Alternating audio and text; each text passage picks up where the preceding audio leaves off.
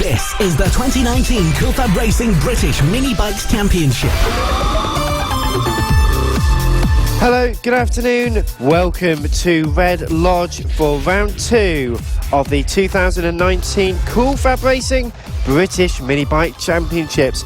We are the official partner series to the BSB and on the road to MotoGP. Brilliant action still to come this afternoon. The first set of 3 races for all of our categories over the course of the next day and a half. Plenty of action still to come. 27 races in total from the second round of the 2019 campaign, and we will be bringing you live exclusive coverage on the FAB-Racing websites, on social media and on motorsport.radio. Thank you very much for tuning in. Please send us your comments, let us know who you're supporting this weekend, who you're looking forward to seeing right in action. Bringing you through the racing this weekend will be Liam Hodgins to my far left. We have Blake Ansell joining us sporadically over the course of the race weekend, and myself, Dan Marr, here live at round 2 of the championship. Well, welcome back, gentlemen, and it's certainly been an interesting morning of qualifying so far. Just, Liam, surmise for us what's been going on so far. Yeah, so basically this morning we came here with a little bit of a damp circuit from overnight rain. It took the riders a few sessions to get their heads around it. It's a little bit slippery on track, but as the sessions have gone on, the lap times have been coming down and the riders have got more grips with the circuit, and it's been generally very close. Well, very close indeed. Blake Ansell joining us. You're racing this weekend, hence why you're in the full leathers. How have you found the conditions over the first day and a half of the race meeting? Found it quite tricky this morning, but as the days progressed, the grips got fairly nice. Obviously, I'm just waiting for the races now. And what are you expecting from this weekend then, in terms of your performances and how your qualifying is going? Well, I just want consistent riding and hopefully to get podium. Well, that's certainly consistency, the key for all of our riders here at the FAB-Racing Championships. We start off with the second qualifying section for the senior mini motos, followed then by the mini GP50s, the Extreme 200s and the mini F1 sidecars. But don't for a second think that's all you're getting this afternoon. That's not the case. We've got a fantastic first set of races, starting with the AC40 rookies at 2:40 p.m. or 20 to 3. Followed by the Mini GP70s, the AC40 Pros, the Pit Bike 140 and Moto team riders will be out at around 3:30, followed by the Junior LC40 Elites, Senior Mini Motos at 4:05, then it will be the Mini GP50s, the Extreme 200s and the Mini F1 sidecars. Of course, all those times subject to change. We may end up, touch wood, with a delay in the timetable, not that we're expecting that, or in fact maybe running slightly earlier. So we'll keep you updated as to what's happening out on circuit at every moment. Speaking of what's on circuit right now, second qualifying for the senior mini motos. The riders have just completed their first few sighting laps and starting to really belt in the fast laps. Will Harrith provisionally on the top of the session, 51.246. Blake, that's a very good benchmark, almost 4/10 quicker than Rob Petit in second so far. Yeah, definitely. Well, literally his last lap was only 53 seconds, so he's just almost knocked off 2 whole seconds in the space of a lap, which is obviously really good for him. Obviously looking really positive at the race. And, well, of course, completing their first few sighting laps, really now getting into the rhythm. Simon Hunting for third, fourth for Bernie Hook, fifth for Matt Birkin, Craig Ashall in sixth ahead of Paul Nicholls, with Nick Bennett, Chris Yeomans, Andy Whedon rounding out the top 10 so far, Josh Birkin and Neil Skinner. That is your 12 runners and riders in this session. However, Liam, times may be improving from this morning's sessions. The consistency we're asking for, well, it may be forthcoming. Yes, absolutely, Dan. We're looking at times at the moment. They're a full second off of what they went this morning. It was Will Howarth to the top spot in qualifying one, who's topping the session at the moment on a 51.0, so he's just got 1.1 seconds to find from the first session. It looks like Matt Birkin has a stoppage on track. He's looking down at the rear there, Blake. Yeah, I don't know what happened there, but I think his bike might have cut out. He's now obviously pushing it over to the paddock. Could it have been a chain that might have jumped off? Honestly, it could have been anything really. For these mini motos, these straights are obviously quite large, and obviously for a mini moto they're quite big corners as well. Yeah, so disaster for early championship leader Matt Birkin, who comes into this round a full 5 points ahead of main championship contender Bernie Hook. You might remember from the previous round at Clandow, round 1 in South Wales, they were battling out for all 3 races, and it was Matt Birkin who took race 2 and race 3, with Bernie Hook taking race number 1. So they both swapped around first and second positions there. Speaking of first position, Bernie Hook moves into first position, 50.626. Very quick lap time, 0.6 of a second ahead of Will Howarth, who also improved on that previous lap, in fact, 50.820 for him. So it is not too bad for them at the moment. Will Howarth in second place. We've got another rider pulling off at turn number 3 on the inside of the corner, pushing their bike towards the tyre barrier. So a few riders in strife at the moment. Technical issues hitting quite early on, which is a surprise. The weather isn't too warm, the sun is starting to shine, but there is still a heavy breeze out on the circuit. Gives riders a big push down the long back straight heading into the tight turn 2 hairpin. But a few riders struggling with technical problems, and we can't quite see who that is. We'll give you that information as to when we can, but for now, Bernie Hook reigning supreme on pole position provisionally ahead of Will Howarth and Rob Petit. It's quite surprisingly, really, to be honest, because obviously the mini motos are not far off the speed of the 140s and 150s. They're literally only a couple of seconds behind, which obviously, you know, tells you that how confident mini motor riders can be in these tight, twisty tracks. Yes, absolutely. Now, as we come back to the positions on track, Matt Birkin is sitting down in 6th. He won't be enjoying that at the moment. Obviously, he's having bike troubles. There's a few minutes left of the session, so he'll be looking to hopefully get that back out on circuit. The rider that also stopped has come back into the pits. He had a wee look at it to see if he could get started again, but unfortunately, he can't get back out on track there, Dan.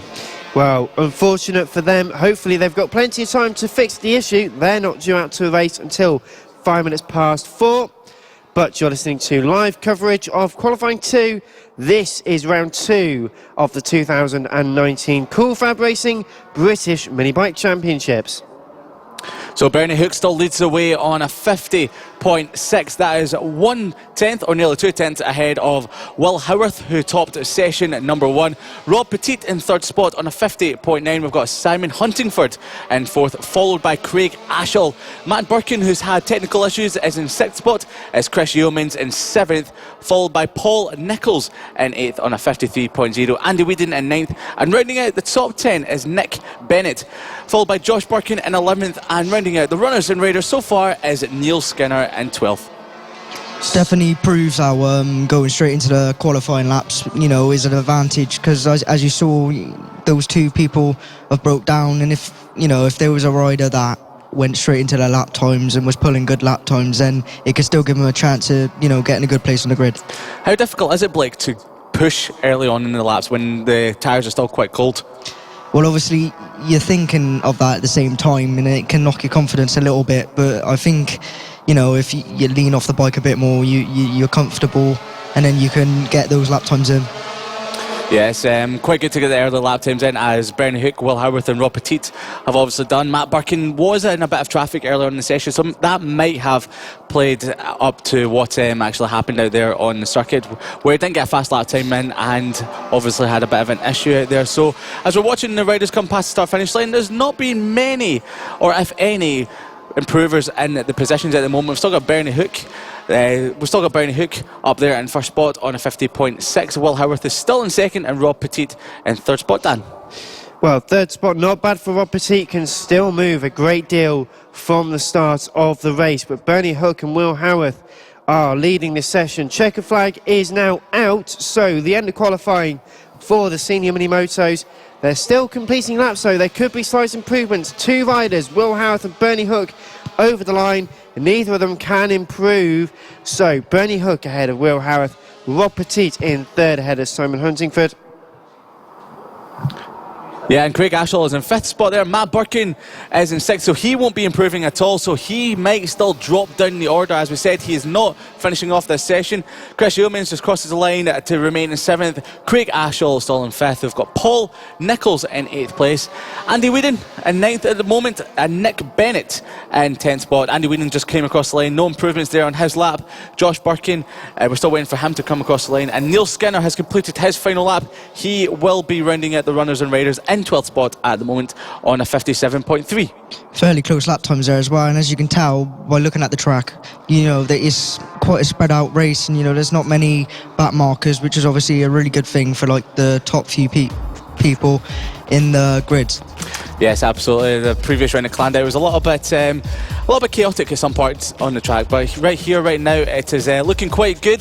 There's a lot of space on the circuit, and just remember, you're listening to live radio coverage of Cool Fab Racing here at Red Lodge in England, and just remember, you can catch us on social media. That will be at Cool Fab on Twitter, and obviously at M Sport Radio as well. You can find us on Twitch as well if you're into your gaming and stuff like that. You know what Twitch is. You can check us out on there on your PlayStation or your Xbox or anything like that, and you can also find us on YouTube. So that is Cool Fab Racing from Red Lodge in conjunction with Motorsport Radio.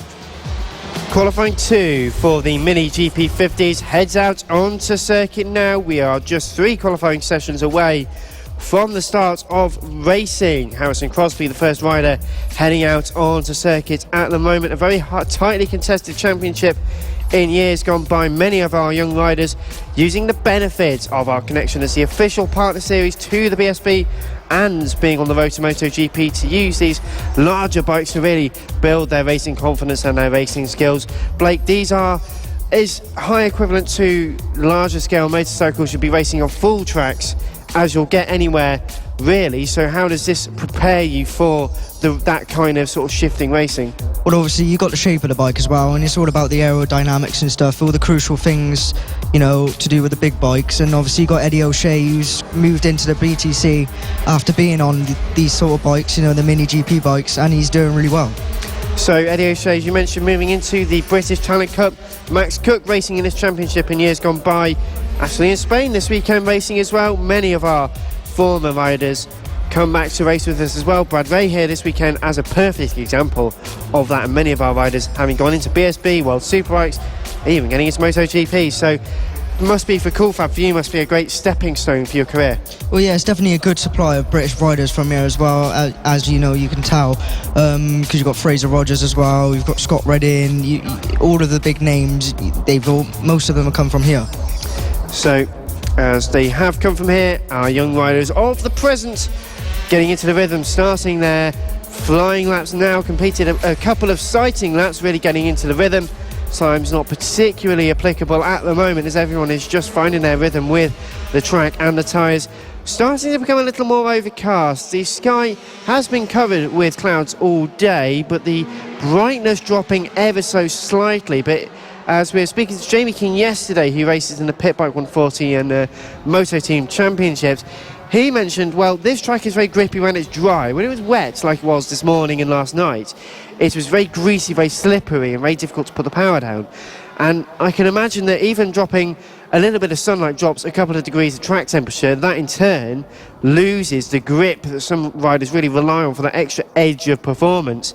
That can be a bit of a nightmare at times. Yeah, it can do. It started raining earlier on this morning during the Mini GP 50 class, and it was Mason Johnson who came into the pits for about a minute or two and then made his way back out on track. So he was one of only 2 riders that got an eye in for what the circuit could be like in the wet. And I was trying to keep an eye on what tyres he was using. It looked like he was in slicks, but he might have had wets on, but we're not too sure. But he came across the line at the end of the session, punching the air like he'd won the race. So if it is wet tomorrow, he's the only one so far that actually has any experience of what those conditions were like. Well, yeah, obviously rain is a massive game changer in some races, because you could go out with slicks and for all it could start raining. Obviously that will definitely throw a lot of riders off the confidence and physically off the bike as well. Obviously it is just a coincidence. How do you feel like this circuit is like when it is fully wet? Is it better than it is when it's drying conditions? Well, I think it's one of those tracks is where it's wet, it's grippy, but when it gets to a point where it's in the middle, drying out, patchy, is when it becomes greasy. Yeah, as Jay King said yesterday, it can be very horrible when it is greasy. You can find yourself slipping off. We saw a lot of the Mini GP50 bikes slip off in practice earlier on today, and they seemed to be okay. There were slow crashes going into the slow turns in the infield section of the track. But just looking at times so far, we have Ryan Hitchcock in first position on a 48.9 for his last lap there, the fastest lap of the session. He's just ahead of Kyle Payne in second spot on a 59.182, 2 tenths further back. Lucas Brown in third spot. Mason Johnson, who got some wet weather practice in this morning, just himself and another rider there, so he's in fourth spot on a 49.7.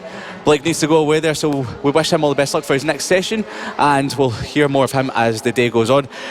Josh Bannister is in fifth spot, our early championship leader on 70 points, and he managed to pick up 2 wins at Clandow 4 weeks ago in the first race and the third race, finishing second. And the second race when Harrison Crosby, who is sitting in sixth spot just behind his championship rival at the moment on a 59.941, so he picked up the second race win at round number 1 there in Clandow. Alfie Davidson in 7th spot, Jimmy Parker in 8th, followed by Ronnie Harris in 9th spot. And running out the top 10 at the moment for the Mini GP50 qualifying 2 is Taylor Stewart Campbell. In 11th place we have Harrison McKee, Ollie Horner in 12th, Ben Jollifrey in 13th, Warwick Brady in 14th, and then it's Finnan Wedity rounding out the top 15. So he's on a 1 minute 1.642 at the moment, so it's definitely still improvements to come for most of the runners and riders throughout the rest of the session, Dan. Mini GP50 qualifying 2 underway at the moment, and yes, progress still to be made for many of our riders. Ryan Hitchcock got up and left at the moment, 0.356 ahead of Kyle Payne and Mason Johnson. Mason Johnson really enjoying his racing again. Great to have Mason back in the paddock. Had a bit of a tough year in 2018. Big crash at Railway, which seemed to knock his confidence, but up into third position currently. The thing I like about Mason Johnson is you know who he is out on track, because he's got big 808 across the side of his bike, which means he's obviously bike 808, so he can definitely tell who he is out there. A nice big green bike as well. Well, he's using that to good effect. Just 0.02 of a second behind Kyle Payne, still in third place at the moment. The top 4 of 5 really covered by 8.851, but that doesn't tell the full story. Kyle Payne half a second behind Ryan Hitchcock. Ryan's just cleared off on the last lap with a 48.5. But then Payne, Johnson, Brown, Davidson and Harrison Crosby, they are all really covered by half a second or such themselves. And then Josh Bannister, 34 thousandths of a second behind Harrison. Jimmy Parker's only 3 tenths behind as well. Ronnie Harris is up there with Taylor Stewart Campbell.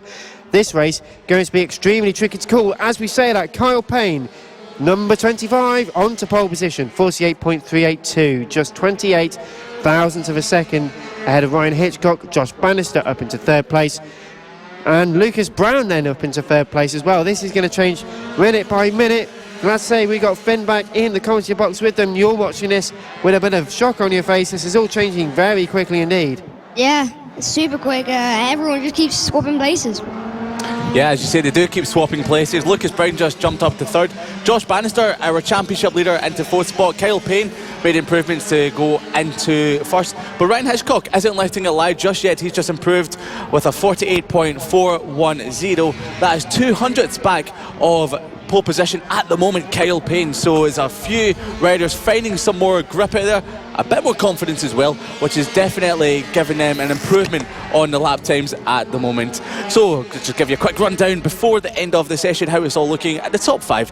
Kyle Payne in first spot, Ryan Hitchcock in second, Lucas Brown in third, followed by Josh Bannister, our championship leader, in second, and Mason Johnson in fifth spot there. Finn, who are you looking for as your pick for today's race?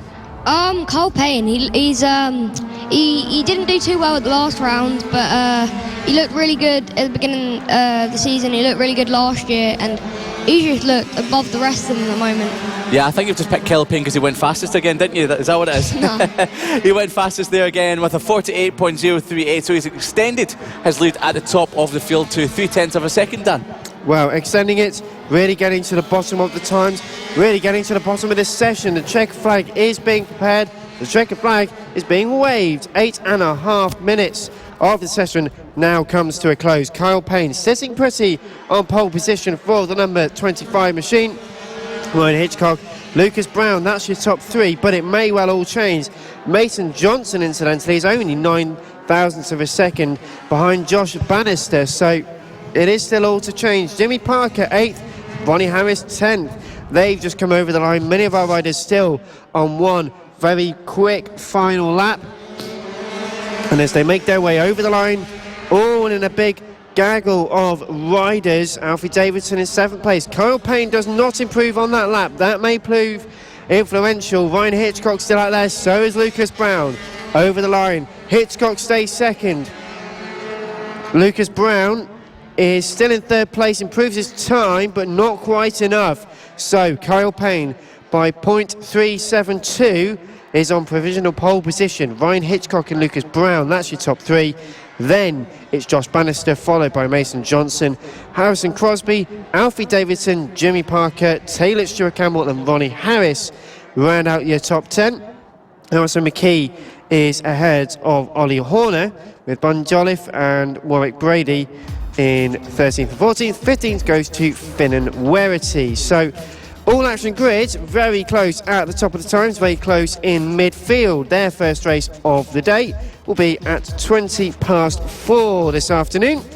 Please make sure you do stay with us, because we've got 2 more exciting qualifying sessions to come. Up next, here live coverage of round 2 of the 2019 Cool Fab Racing British Mini Bike Championships, and in just a second it will be the Extreme 200s out on circuit. There's loads of ways to follow the racing this season. Tune in live on the Cool Fab Racing Facebook page, on Twitter and on YouTube. Listen on motorsport.radio and on coolfabracing.com. Qualifying 2 for the Mini GP50s has just finished, and we are waiting for the Extreme 200s to head out onto circuit. 2 more qualifying sessions to go, including the one we are about to embark on. Then the racing gets underway proper for the AC40 rookies in a short while. But heading into these sessions, we have got Liam Hodgins and Dan Marr on commentary. We have got Finn, who's joining us just for a brief moment, and Finn Smart joining us. So into the Extreme 200 qualifying session, and this will be a very, very action-packed affair. So Liam, Extreme 200s, always a fan favourite for the racing and the sound that these brutal machines make, but some great names back, including Cam Harris back. Great to have Cam back into the championship after spending pretty much all of 2018 on the sidelines, as well as the likes of Harvey Claridge, Ian Jackson, Richard Holmes Williams, Blake Ansell. He was in the commentary box a minute ago. You thought, yes, well, he will be joining us throughout the weekend when he's not racing or not getting ready to be racing. He's going to be joining us and providing some fantastic insights, much as Finn Smart currently doing here is as well. Jamie King out on circuit, many of the riders out there, and Finn, the Extreme 200s, always a popular category. How much do you want to try and race one of these beasts? Yeah, I can't. I would really like to ride one of these. It's so fun to ride. They're quick and it's incredible bike. Have you ridden one of these in the past? Yeah, I rode my brother's one a few months ago. They're so fun to ride. And where would you put yourself in the pecking order right now if you were out there racing? No pressure. 7th. 7th, yes. So, you've got a lot of people coming up to the commentary box soon and going, hey, get out there and track and show you what you can do. So as we've got some early lap times coming through at the moment, it's Taylor Lawrence who takes the first spot, but as we've got some other runners and riders coming across the line, just remember, as we head into this weekend, our early championship leader is someone who's not actually racing in the class this weekend, but he is here, is Charlie Nesbitt. So he won all 3 races from the previous round, so he sits pretty at the top of the championship. Full 15 points ahead of Richard Holmes Williams, who did top qualifying 1 this morning on a 46.018, a full second ahead of the number 28 of Brad Ray, who was out there for the Extreme 200 class in the first session, with Taylor Lawrence in third spot, followed by Harvey Claridge. You can find him on the British Talent Cup, and of course Will Howarth in the first session. So we might be able to see some great runners and riders coming through this field and make it into the BSB paddock and into further categories like the Road to MotoGP. And of course Finn Smart will be coming into this class hopefully some point very soon. Yeah, hopefully I can be in this class next year, and be able to be here again and come back to Cool Fab and see if I can do something in this class. How much are you itching to be out there on track right now? 110%. 110%, and that's what you'll be giving it when you get back at round 4, isn't it? Yeah. Yeah, absolutely. That's what we like to hear. So Richard Holmes-Williams is picking up where he left off from the previous session, setting a new fastest lap time of the weekend, a 46.006. That's 4 thousandths of a second faster than he went in qualifying 1 this morning. There's still more time to be found out on track, Dan. Well, there certainly is. There's 7, well, the sessions at the moment taking about 8.5 minutes, so well over 4.5 minutes still to go. 3 minutes and 25 of this session complete. The leaders doing 3 or 4 laps between them, so they've had a few sighting laps and onto the fast laps at the moment. As you mentioned, no, Liam, 1:26 of Richard Holmes-Williams, 2.445 seconds quicker than anyone else, including Cam Harris aboard the 201 machine. That is in second place. Taylor Lawrence in third, with Charlie Nesbitt up into fourth. He said he wasn't here. Perhaps he didn't take part in the first qualifying session this morning, but Spud Nesbitt, as he's known, into fourth place at the moment. Will Howarth in fifth, ahead of Harvey Claridge, Brandon Perrell. Jamie King makes it up to eighth. Blake Ansell into ninth. David Wells and Ian Jackson. That's your top 11. Now, something to mention, there is Brad Ray is out there. I've seen the number 28 machine going around. In fact, coming over the line now, I'm not sure if the lap time's being recorded aboard that machine currently, but we will get more information on that when we can. But for now, Richard Holmes-Williams, 2.731 ahead of Cam Harris. Absolutely, he's showing a lot of dominance in this session so far. 45.720, so he's improved a full 3/10 quicker than what he went in qualifying 1 this morning. As you said, Charlie Nesbitt is out there on track at the moment. He must have been listening to the commentary and heard us say that he's decided not to go out in this class this weekend, but he has. He's got a championship lead to defend, so he doesn't want to miss that out at all. So he is in 6th spot at the moment, so we've expected to see a lot more from him as the weekend progresses. Cam Harris is in 2nd spot, is 2.731. Brandon Perrell in 3rd spot. We've got Taylor Lawrence, Harvey Claridge in 5th. Then we've got Charlie Nesbitt, as we said, is in 6th spot. Will Howarth in 7th. Jamie King, who's out for glory this weekend, as it is his home circuit here at Red Lodge. Will Howarth into 2nd place, just ahead of Cam Harris, 2 tenths ahead of Cam Harris. And you mentioned Charlie Nesbitt, he is a real out-and-out racer. He wouldn't want to miss something if he didn't need to, with a very distinct squared-off riding style. He throws the bike around with such confidence around the Red Lodge circuit. To take you through a lap of this Red Lodge circuit, there's 2 left-handers, one quite a gentle left-hander. You can go almost flat through there, flat if you dare. The second, a very tight chicane. Throw the bike left and right. It's very aggressive with a slight camber. It goes uphill, leading into the infield section.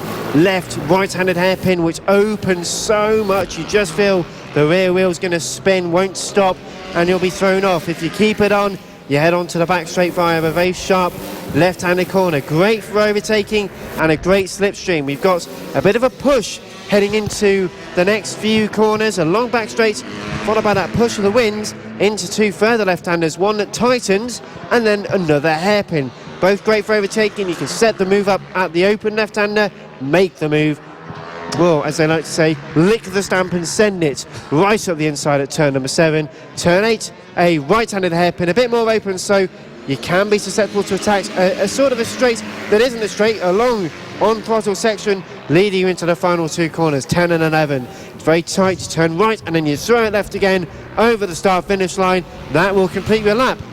I feel like I just had a visual onboard lap of the circuit there with you, Dad. Well, it's funny you mention that. I think Richard Holmes-Williams has just completely disregarded what I'm saying. He's gone around there quicker than I can talk about it with a 45.560.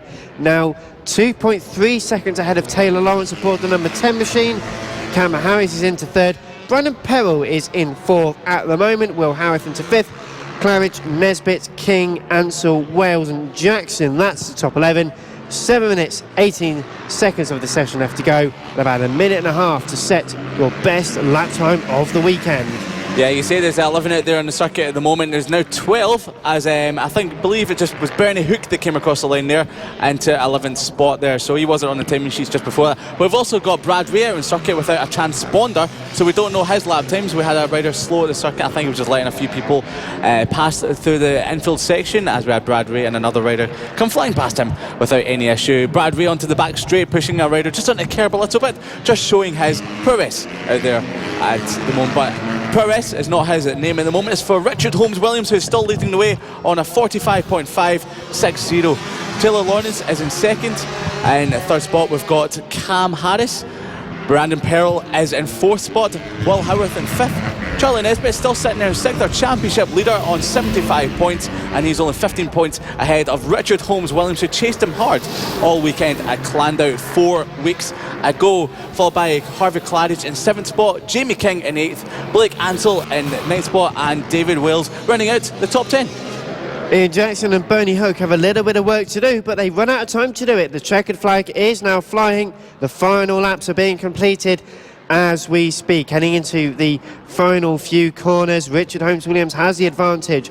2.444 ahead of Taylor Lawrence. The last lap for the number 126, a 45.463 being his best so far. Brandon Perrell makes it into fourth place. Isn't enough at the moment. Richard Holmes-Williams on pole ahead of Taylor Lawrence. Cam Harris in third place ahead of Brandon Perrell. Fifth place goes to Will Howarth. Most of the riders have actually ducked back into the paddock, so not going to complete their laps, I suspect. That will be the end of that, and Richard Holmes-Williams will be a very happy chappy indeed. Heading into their race later, that will be at around 20 to 5 this afternoon. And we have one final qualifying session to go. The Mini F1 sidecars, the final qualifying of the weekend. The track is readied. As a reminder, the Mini F1 sidecars do not actually use the infield section. They use the outfield version of Red Lodge, which basically cuts out the middle infield section of the circuit. The result, it makes the circuit very, very fast.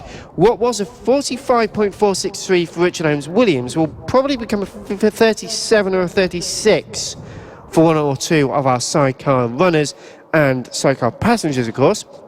So a slightly different challenge, and it's not very often you get to have two different configurations of race circuits used in the same race meeting, and we're going to enjoy the privilege 3 times this weekend. So the Mini F1 sidecars, prepare and get ready to start the final qualifying session of the afternoon.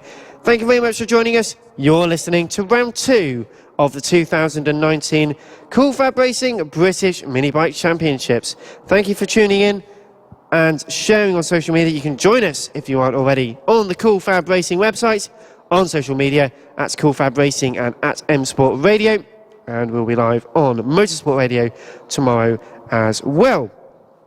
As a reminder for all of our fans and teams here this afternoon, the first race of the weekend will get underway at 20 to 3, 2:40 p.m. with the AC40 rookies. The Mini GP70s will be our second race. The AC40 Pros will be out following them. Pit Bike 140 and Moto Team riders are due out at 3:30. And then the Junior LC40 Elite will follow by the Senior Mini Motos, the Mini GP50s, the Extreme 200s, and then, but by certainly no means least, the sidecars for their race at around 5 o'clock. Now, there are rumours that it is raining. The Mini F1 sidecars, most of them out there, if not all of them, are on slick tyres. I can't quite see how thick it is from our window, but Liam, you may be able to give us more insights. The rain has started again. This is going to make the challenge even more tricky. Yeah, so the rain has started here at Red Lodge. The sidecars are making their way around to start their first flying lap, so this could be the big lap. If they don't get a fast one in right now, the rain could come down a little heavier and it could determine the grid positions for the start of the sidecar races. this weekend. So we've got Mick Williams out on track as well, our early championship leader, ahead of Jack Walters in second spot on 65 points. Mark Parker was the first across the line ahead of Simon Ibbotson and Jack Walters out there. So if you get your lap in first, then it might be better for you, because if the rain continues to come down even harder, the further back you are, it might actually be a little bit worse for you. But the sidecars out there with their 3 tyres might find it a little bit easier than the solo riders might find with both their tyres. So as they're coming across the line, we've got Jack Walters taking the early advantage at 37.461. Mick Lee has gone into second spot on sidecar number 44 at 37.8. Mark Parker on bike 230 into third. Simon Ibbotson in fourth spot. Ibbotson in fourth spot there. It's Adrian Ems in fifth. John Hosker in sixth, Mick Williams in seventh, and Paul Qualters Jr. there in eighth spot. So Mick Williams, their championship leader, is in seventh spot at the moment, so maybe he's finding it a little bit tricky out there on track. How would you find it out there on track, Finn, if you were out there right now in one of these sidecars, do you think? I'd just be looking at how slippy the track is, depending on if it is really raining or not, because sometimes it can be raining, but it doesn't really affect the track until there's enough coming down. So you just got to keep going as fast as you can, because you know other people are going to think it's wet. But if you can feel the track isn't wet and you go as fast as you can, you might be able to beat them. They call it mental rain, don't they? Where psychological rain, where it comes on your visor, but it's not really landing on the track to make any difference. So if you've got the belief that you can still do it, then obviously you can push for a good lap time, and you can push for a fast lap time and obviously get a top position. Yeah, so we've got Jack Walters in first spot there on 36.1, followed by Mick Lee, who's jumped up from 7th to 2nd. Mick Williams has jumped up to 2nd there, Mick Lee in 3rd, Mark Parker in 4th spot, John Hosker in 5th, Simon Ibbotson in 6th spot there, Adrian Ems in 7th, and Paul Qualters Jr. in 8th. Well, a great entry for the Mini F1 sidecars this weekend. Sadly, no Russell Morgan, although he does send his hellos and well wishes. Hello to Russell Morgan, great to have you tuned in on the show. As a reminder, thank you for joining us. Live coverage of round 2 of the championship. We're live on the Cool Fab Racing website, on social media at Cool Fab Racing, at M Sport Radio on Twitter, and of Cool Fab Racing and Motorsport Radio around your preferred social media platforms. And we're going to have a fantastic day's racing. Jack Walters on provisional pole position. Mick Williams, the number 26, not up at the top so far, something we're not often due to say, but Jack Walters, the number 2, with a 36.115 as his best lap, with passenger, of course. Mick Williams ahead of Mick Lee. Mark Parker in 4th. John Hosker, Simon Ibbotson, Adrian Ems, and Paul Qualters Jr. That is your 8-strong field at the moment. 4 minutes and 15 completed, so we've still got a few minutes of this session to go. Mick Williams on to pole position, 35.935. You talk about him, he knows about it. Yeah. He responds. Yeah, absolutely, he does respond. He must have been listening to your commentary there, Dan, as he's just jumped ahead of Jack Walters. And we've got a slowing Adrian Ems, who's pulling into the paddock.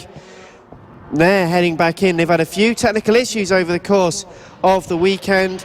Also got another rider coming in at the moment, and maybe Jack Walters, who comes in. A few riders still circulating. It's a very short lap, so you get a lot more action in than normal.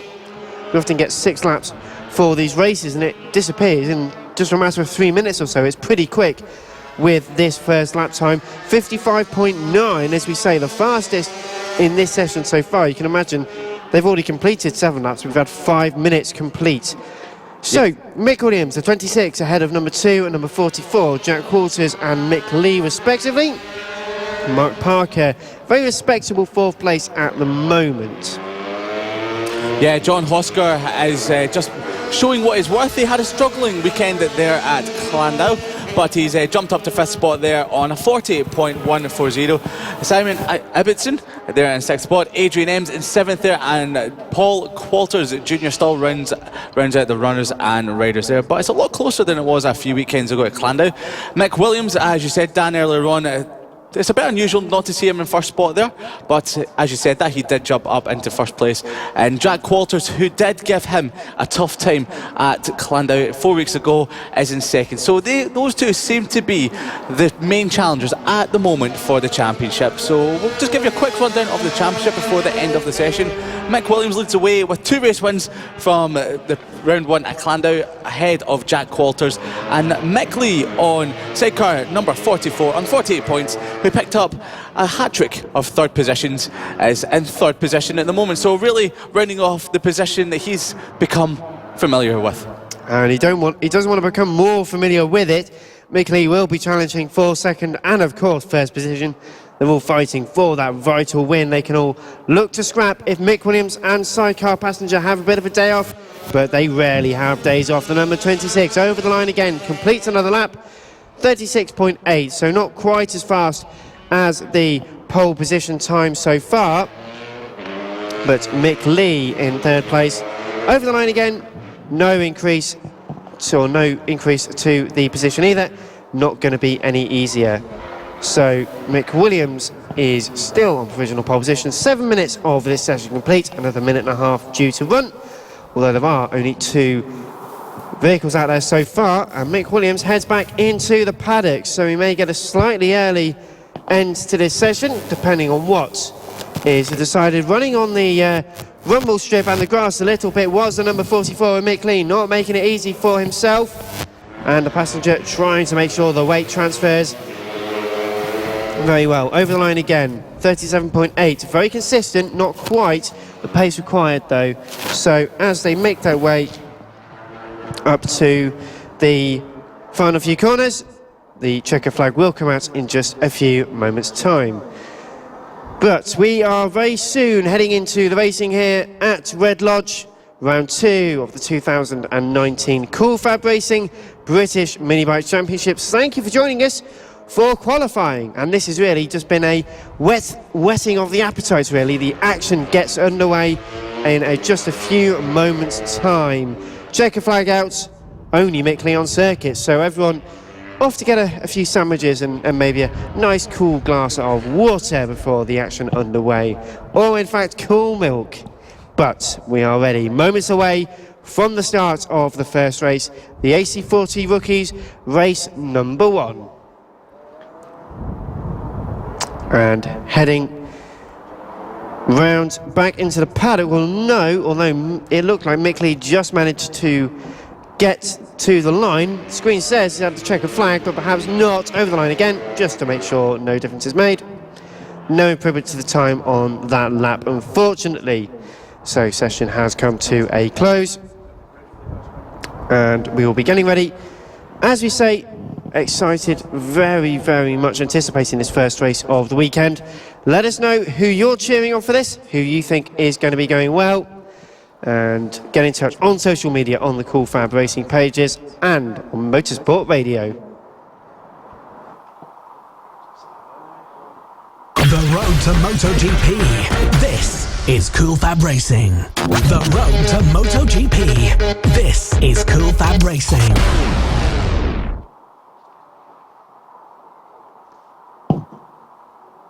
We'll need more of these. We've only got the first 2 races. If you could radio. The road to MotoGP and the official partner series to the BSB. Cool Fab Racing. Fab Racing. Fab Racing. Fab Racing. Fab Racing. This is the 2019 Cool Fab Racing British Mini Bikes Championship.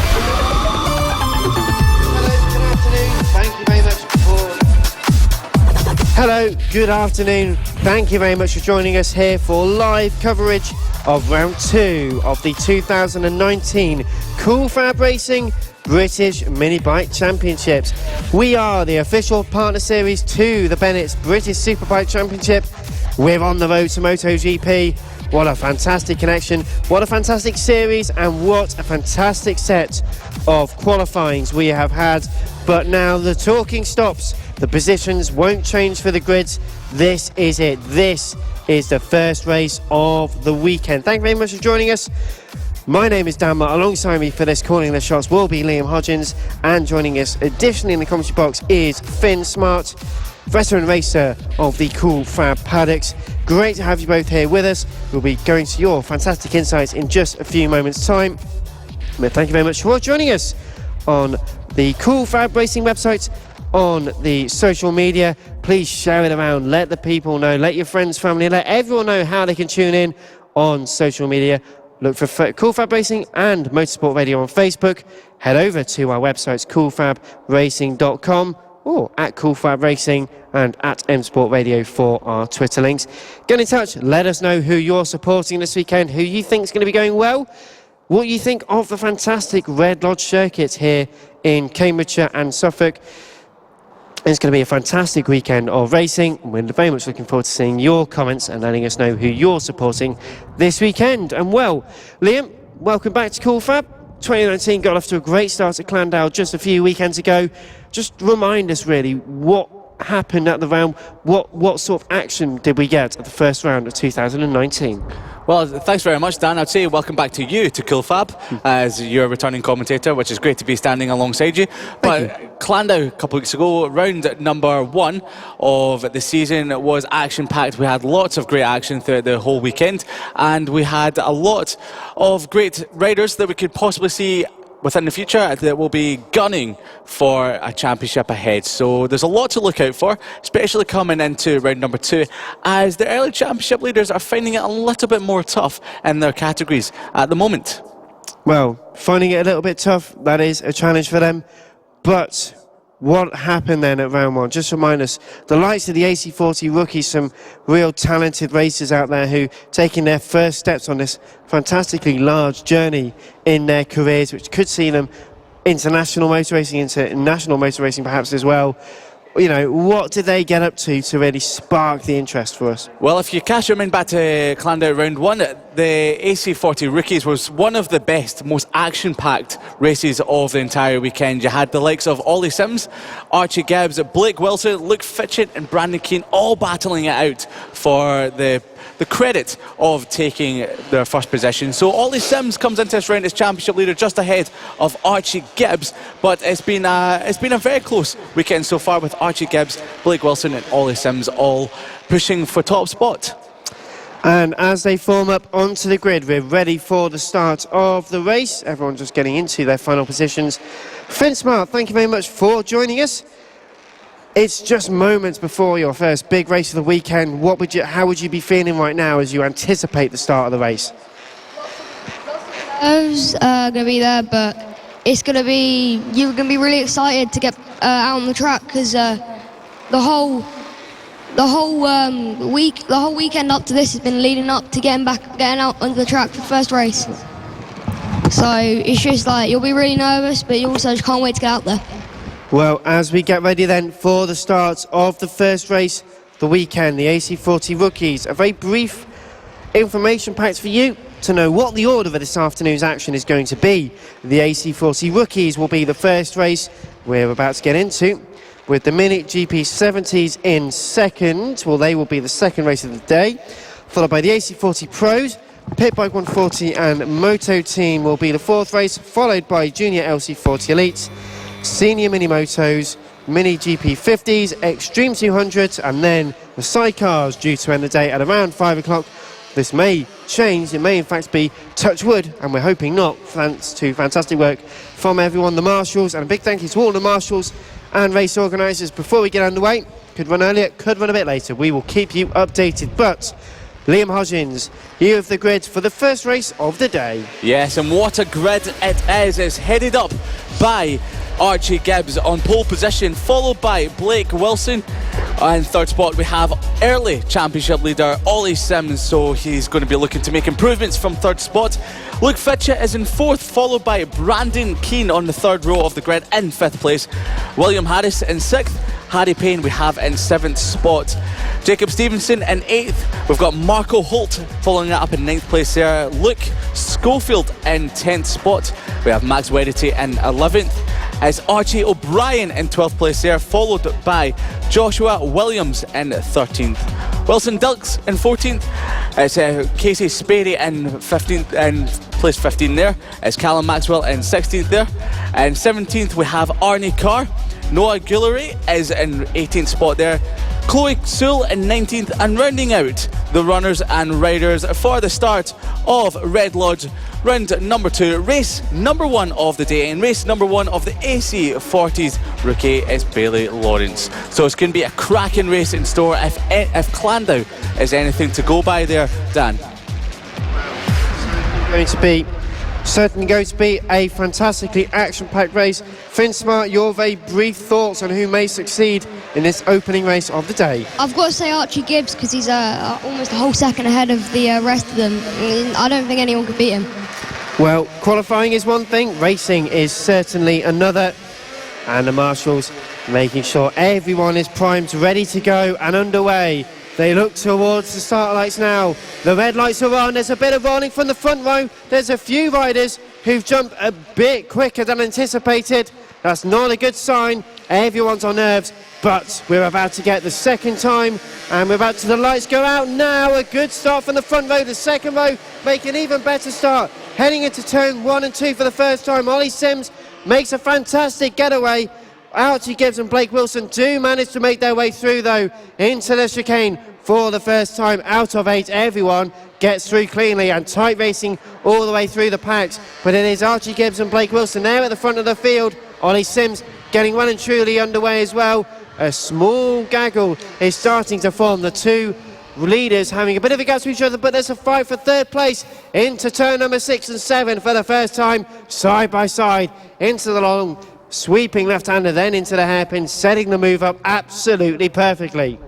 Yeah, there was a lot of confusion there at the start. I think it was just the lights turning on. They weren't too keen on there, but it looks like it's still Archie Gibbs leading the way as they head into the final turn. Blake Wilson still remains in second spot ahead of Ollie Sims. As across the start-finish line for the first time, we've got Archie Gibbs dropping back a little bit. It's Blake Wilson in first spot ahead of Luke Fitchett. Archie Gibbs in third there. Ollie Sims, early championship leader, has dropped down to fourth from third spot on the grid. Brandon Keane we've got in fifth, followed by William Harris, Harry Payne in 7th, Max Werity in 8th spot, Jacob Stevenson in 9th, and Marco Holt rounding out the top 10 for the moment. Well, great start by our race leaders. Blake Wilson being hounded though by Luke Fitchett, the number 96, on the coattails, on the inside into turn number 6. Oh, there's a collision. They've gone into each other. They're both into the barriers. My goodness me. That is a big accident. The riders look up. One of them looks very frustrated indeed. Throws her hands into the air in absolute frustration. The race continues for now. The marshals wave the yellow flags over to attend, but the race continues over the line. Who's going to be the new race leader? Archie Gibbs could have made a recovery over the line for the first time, and Luke Fitchett actually leads this race now. Ollie Sims into second, Brandon Keane third, William Harris fourth, so it could be Blake Wilson and Archie Gibbs who've gone off. They're dropping down our timing screens, so Blake Wilson and Archie Gibbs are out of this race. Very, very tricky, but Luke Fitchett leads from Ollie Sims. Both riders look okay from where we're standing at the moment. The race continues, but with yellow flags at turn number 6. That was a big moment for the both of them, and that really shows how competitive this racing is. A bit door handle to door handle at times, but Luke Fitchett leads. Ollie Sims and Brandon Keane fighting for the race lead. Yeah, it's unfortunate there for Blake Wilson and Archie Gibbs there. Blake Wilson looking, I would say, angry, but I would probably have to notch that up another 10 with Archie Gibbs there. But thankfully they're both okay as the leaders come across the line once again. Only 5 thousandths of a second in it. Ollie Sims behind Luke Fitchett, Brandon Keane still in third spot there, William Harris in fourth, and Harry Payne there in fifth. Finn, what are you thinking of the race so far? That was a very dramatic first few laps where with Blake Wilson and Archie Gibbs going down. Very dramatic. I was expecting Archie to go and win it, but he's now crashed. Well, out of the race, out of contention, but Ollie Sims leads this race now from Luke Fitchett. Luke was leading over the line, as it was just mentioned by Liam, but such a great run out of the final few corners for Ollie Sims meant he was in the lead, but now he's coming back on the attack again. Defending into the final 2 corners is Ollie Sims leading this race to number 73. Luke Fitchett though on the attack gets a great run into turns 1 and 2, heading into 2 left-handers, can't quite make the move, and Ollie Sims has gapped by a couple of bike lengths. Not too much in the grand scheme of things, but just enough to take the pressure away. In all of this, though, Brandon Keane has got the fastest lap of the race, 55.306, a couple of tenths quicker than Luke Fitcher's fastest and on par with Ollie Sims' fastest. But the fight for the lead once again takes place into turn number 6. The yellow flags have been rescinded, so racing can resume all the way around the circuit, but with half the race to go, Ollie Sims, Luke Fitcher and Brandon Keane, that's your podium. William Harris has managed to steer clear of Harry Payne for the top 5, with Max Werrity, Jacob Stevenson, Marco Holt, Luke Schofield and Joshua Williams in the top 10 as it stands. But starting lap number 6, not too long to go, and it's side by side again for the race lead. Luke Fitcher looking with the fastest lap, Brandon Keane with the fastest lap. The top 3 are going hammer and tongs, Liam.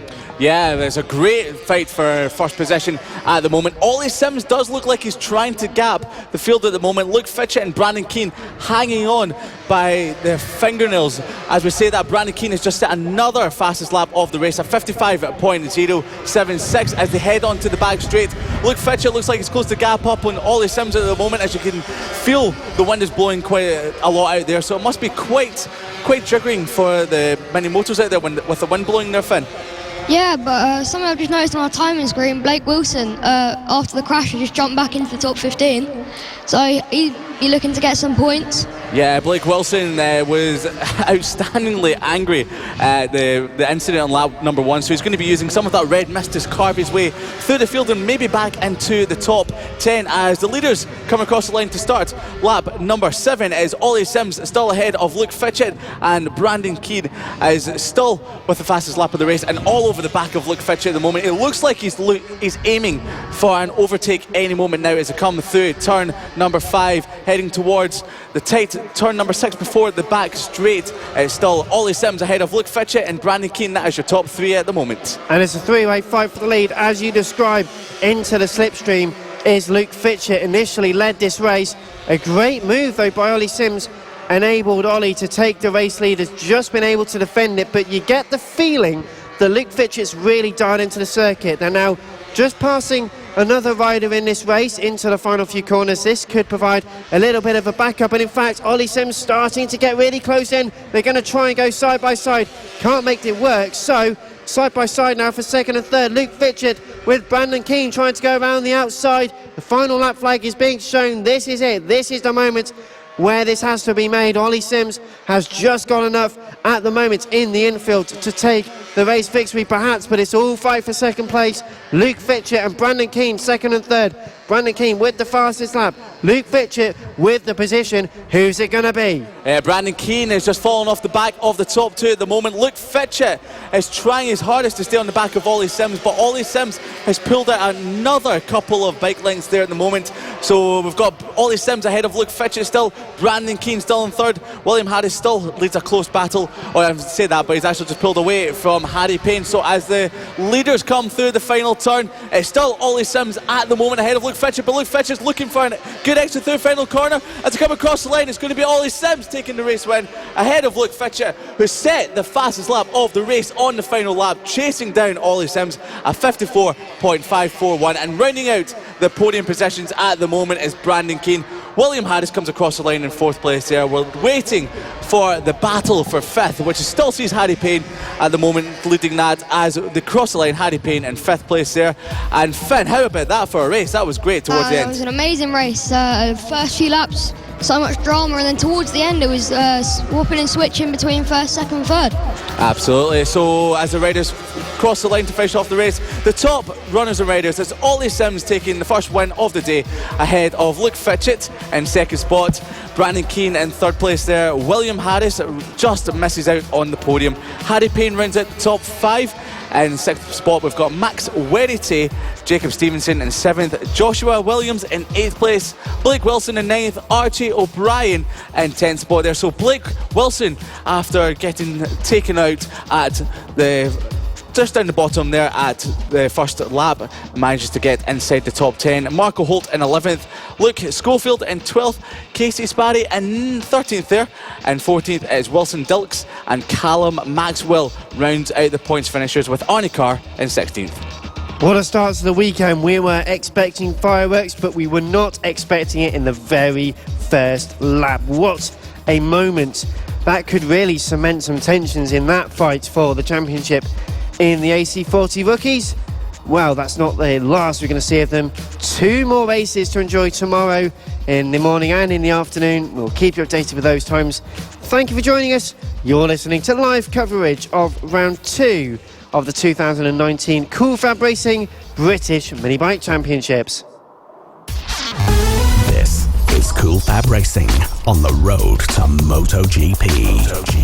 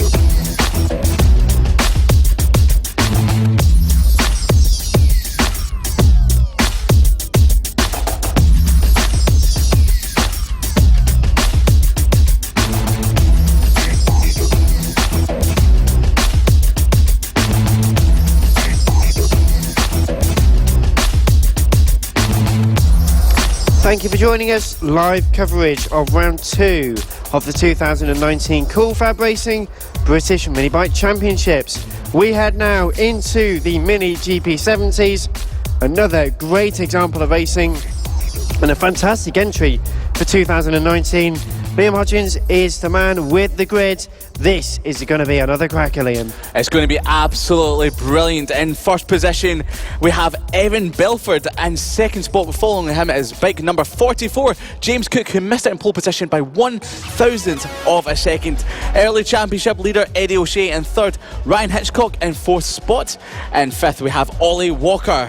Dylan Mellor is in sixth on row number 3. Bailey Stuart Campbell is in 7th place. Emmanuel Brinton in 8th. Owen Mellor in 9th place there, and Kyle Payne is in 10th, running at top 10. Alfie Davidson in 11th spot, followed by Mason Johnson on bike 808. And 13th place we have Harrison Crosby, Johnny Garnett on bike number 57, and in 15th is Sullivan Mounsey. Thomas Gomes in 16th place. Saffron Watley follows that up in 17th. Carter Brown in 18th. Joe Farrer in 19th place. Jack Kirsch in 20th. Rossi Brown in 21st. And rounding out the Runners and Raiders in 22nd on bike number 42 is Jamie Woodcock. Ready to start then the second race of the afternoon. Thank you for joining us at Red Lodge. Heading on to the warm-up lap then. The final tensions are just going to be relieved as everyone makes sure their bike's up to scratch, up into the right operating temperatures for the tyres and everything else. Thank you for joining us on the Cool FAB-Racing website. On social media, you can follow us on Twitter at Cool FAB-Racing and at M Sport Radio, as well as on Facebook. Whatever other platforms you use for your social media, please share it with Cool FAB-Racing and Motorsport Radio. Please share it. Let us know who you're supporting this weekend. Let us know how exciting you thought that first race of the weekend for the AC40 Rookies was, and how much you're looking forward to the Mini GP70s as well as everything else. And now Finn Smart joins us, rider of these Mini GP machines. Just a final thought from you. What are we going to be expecting? What do you think is going to happen in this race? I think there should be a good battle between Evan Belford and James Cook. Eddie O'Shea didn't look as quick as them in qualifying, but I don't know, I think he's a bit of a dark horse. He might come through and show them that he can ride. Well, they all certainly can ride. 12 laps in prospect as Emmanuel Brinton in 8th place pointed squarely towards the first corner, and a key indication of where he's aiming for. The red lights are on, a bit of a creep from James Cook. He pulls a wheelie off the line but launches into the lead for the first time. Evan Belford down from pole position into 3rd place. It was a great start from Eddie O'Shea around them. Eddie O'Shea has made a decent start, actually into 4th place, but leading this race so far, James Cook, great start. Ryan Hitchcock getting well underway as well. A very tight battle in midfield. Jack Kirsch getting well involved towards the rear end of the field with a load of riders going side by side. But through turns 5 and 6 and 7 for the first time, with a long left-hander turning into the hairpin left-hander, the second hairpin on this circuit. It's a great battle for the lead already. James Cook, the initial advantage, wearing thin, with Ryan Hitchcock well up the tailpipe. They're almost side by side over the line for the first time out of 12. And it is James Cook ahead of Ryan Hitchcock, 0.178 over the line. He goes for the overtake around the outside into turn 2. Can't make it work. He's going to lose out on 2nd place almost. Already really showing a line of confidence, but perhaps thinking he had a great run, left his braking a little too late into that deceptive turn 2. Couldn't make the move stick. And Evan Belford right on the back of that fight. The battle for the lead, now the battle for 2nd place. Hitchcock 2nd, Belford 3rd, O'Shea 4th. Finn, talk us through that move. He just hit the brakes a bit too late, but he almost lost the front end then.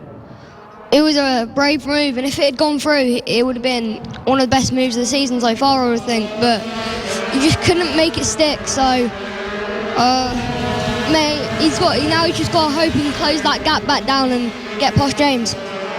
Yeah, absolutely. It looks like it's opened up a bit of a gap for James Cook ahead of the field at the moment, Finn. So he's got a full 2nd lead ahead of Ryan Hitchcock, Evan Belford and Eddie O'Shea, who's looking to make amends for a pretty tough weekend at the moment as they head onto the back straight.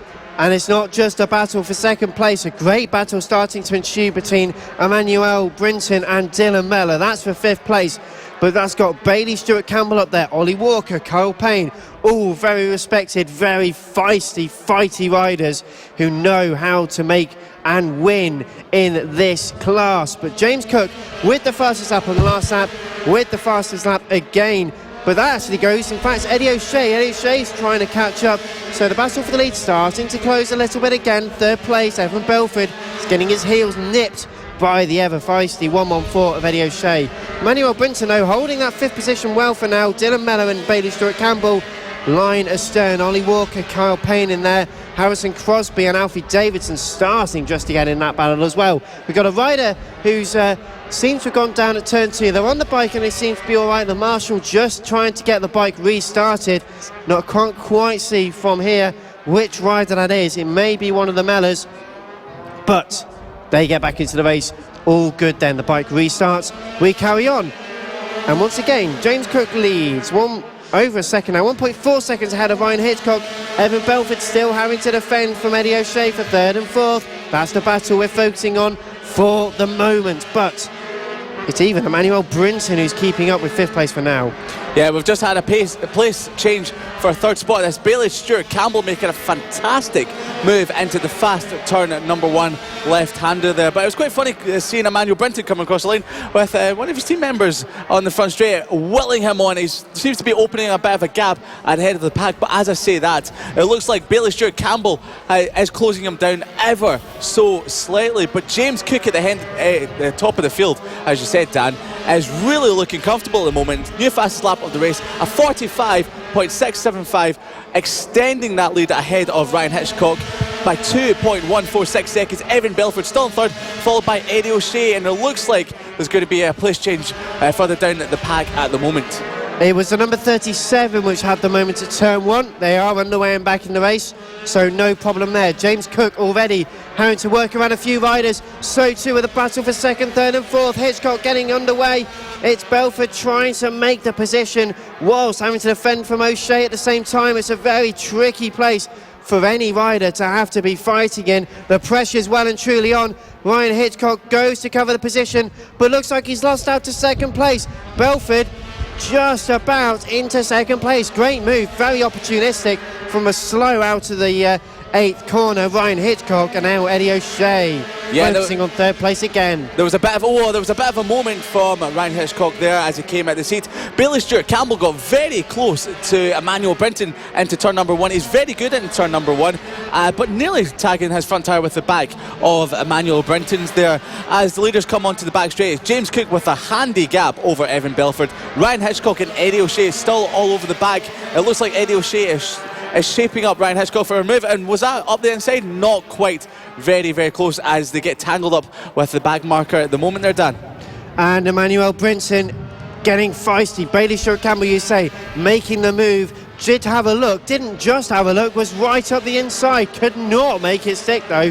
Emmanuel Brinton, such a great defender, covers the left-hand side of the circuit over the line. Bailey Stewart-Campbell with the run, couldn't make it work into turn number 1. It's just about having that forward momentum, and Dylan Mellor getting very, very close to the pair of those as well. The battle for 5th place hotting up exponentially.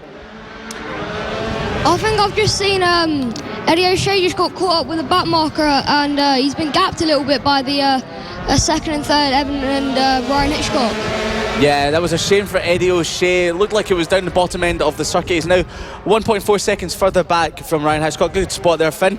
And he'll be hoping that maybe the other riders in front of him can get held up by a back marker to help ease him back towards that battle again. But the battle for second is shaping up to be amazingly well positioned. It is Evan Belford still in second spot ahead of Ryan Hitchcock as they come through the infield section of the track. Different lanes going through the section of the circuit there. It looks like it's Ryan Hitchcock trying to get the power down nice and early to try and get a look up the inside of Evan Belford as they come through the hairpin on to the back straight. You can't tell that James Cook lost out on pole position by 1,000th of a second at this point. 4.8 seconds on the last lap, and with now 3.5 laps to go, well on course, touch wood, for a victory for the number 44 rider. Second place though still to be finalised. Belford defending massively from Ryan Hitchcock over the line again.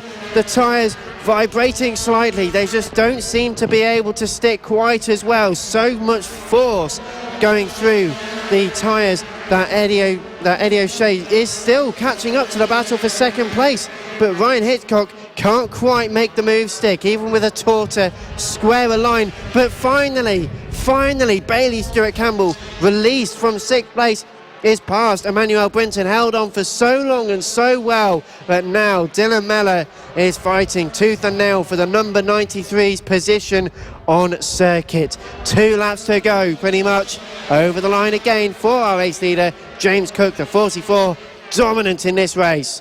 Yeah, he's the only person continuously in the 45 bracket at the moment as Evan Belford and Ryan Hitchcock come across the line. Still a paper between both of them. Evan Belford still holding the gap at the moment ahead of Ryan Hitchcock. As we look further down the field, Eddie O'Shea is getting gapped. It looks like he's settling for 4th spot at the moment. Bailey Stewart-Campbell, as soon as he gets released into 5th position, is setting stunning lap times as he's moved into the 46s. He's on a 46.6 there, so he's dropped the legs of Emmanuel Brinton. He's got Dylan Mellor and of course Ollie Walker all over the back of them as they come onto the back straight now. Are we going to see Dylan Mellor shape up Emmanuel Brinton for a pass down the back straight? Not quite. Emmanuel Brinton had a great run off of the final chicane, off the hairpin there, down the back straight. Waving is the yellow with a cross flag. That is the indicator that this is now the final lap. Through some of the other riders in this race is James Cook. Not had to do much overtaking in this race, let's be fair, but is making a great challenge of it, using it as a bit of practice, you feel. But Evan Belford in the infield, half a lap still to go. Second place still being worked on between Belford and Hitchcock. Onto the back straight for the final time, a bit deep from Ryan Hitchcock. The front end wasn't going to grip. Dylan Mellor also fighting for 6th place, can't make it through, but with a quarter of a lap to go, James Cook on course for a race victory.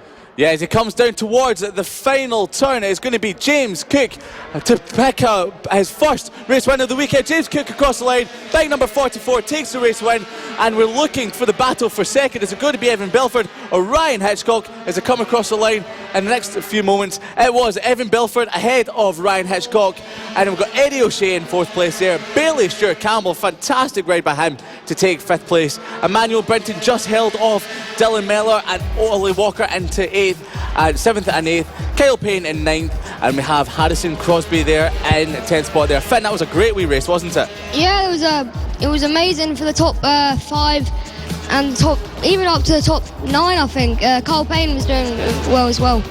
But I just wanted to point out that there's a couple riders that I wouldn't expect to be so far down. There's Owen Mellor out in 12th and Johnny Garness in 13th.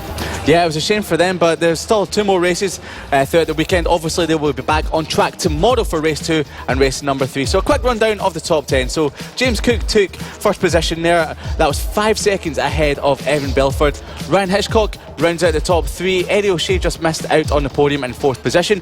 Bailey Stewart Campbell worked his way up to 5th spot. Emmanuel Brinton in 6th. Dylan Mellor and Ollie Walker in 7th and 8th, who just missed out in 6th position there. And in 9th spot was Kyle Payne, and rounding out the top 10 was Harrison Crosby. Great run there from our top 10. Just a little further down, Alfie Davidson in 11th ahead of Johnny Garness and Mason Johnson with Thomas Gomez and Joe Farragher. That's your top 16. Plenty of riders still having grandstand some fantastic races. Well, more of the same tomorrow, please. Races 2 and 3 live exclusively on the Cool Fab Racing website, on motorsport.radio and on social media. Thank you very much for joining us. This is live coverage of round 2 of the 2019 Cool Fab Racing British Minibike Championship, the official partner series to the Bennett's British Superbike Championship on the road to MotoGP. What fantastic racing we've got. But up next, the AC40 Pros race number 1. Yeah, so it's going to be the AC40 Pros race number 1, and we've got a lot to look forward to in this race. So we've had the likes of Mason Foster having his own way so far this weekend, which he'll be looking to convert into a race win for the first race of the weekend there. So the AC40 Pros will be up next, and of course it is Mason Foster taking the spoils from Clandau round number 1, with 3 race wins ahead of Ethan Sparks, who is 27 points further back in 2nd place, picking up 2 second places in race 1 and in race 3. We have Samuel Munson in 3rd spot there, and Henry McCartney in 4th, followed by Finnan Werity, the top 5 in the championship at the moment. So it's looking to be a great race for the AC40 Pros there, Blake. Yeah, definitely going out very confident on that warm-up lap. Let's just hope to see some good battles. Yeah, it'd be great to see some great battles on track. Finn, who are you looking to take the spoils in this race so far? I have to say Mason Foster, but I think there'll be a few people that could cause some upsets, maybe Ethan Sparks or even Clayton Edmonds if you can get into the battle with them.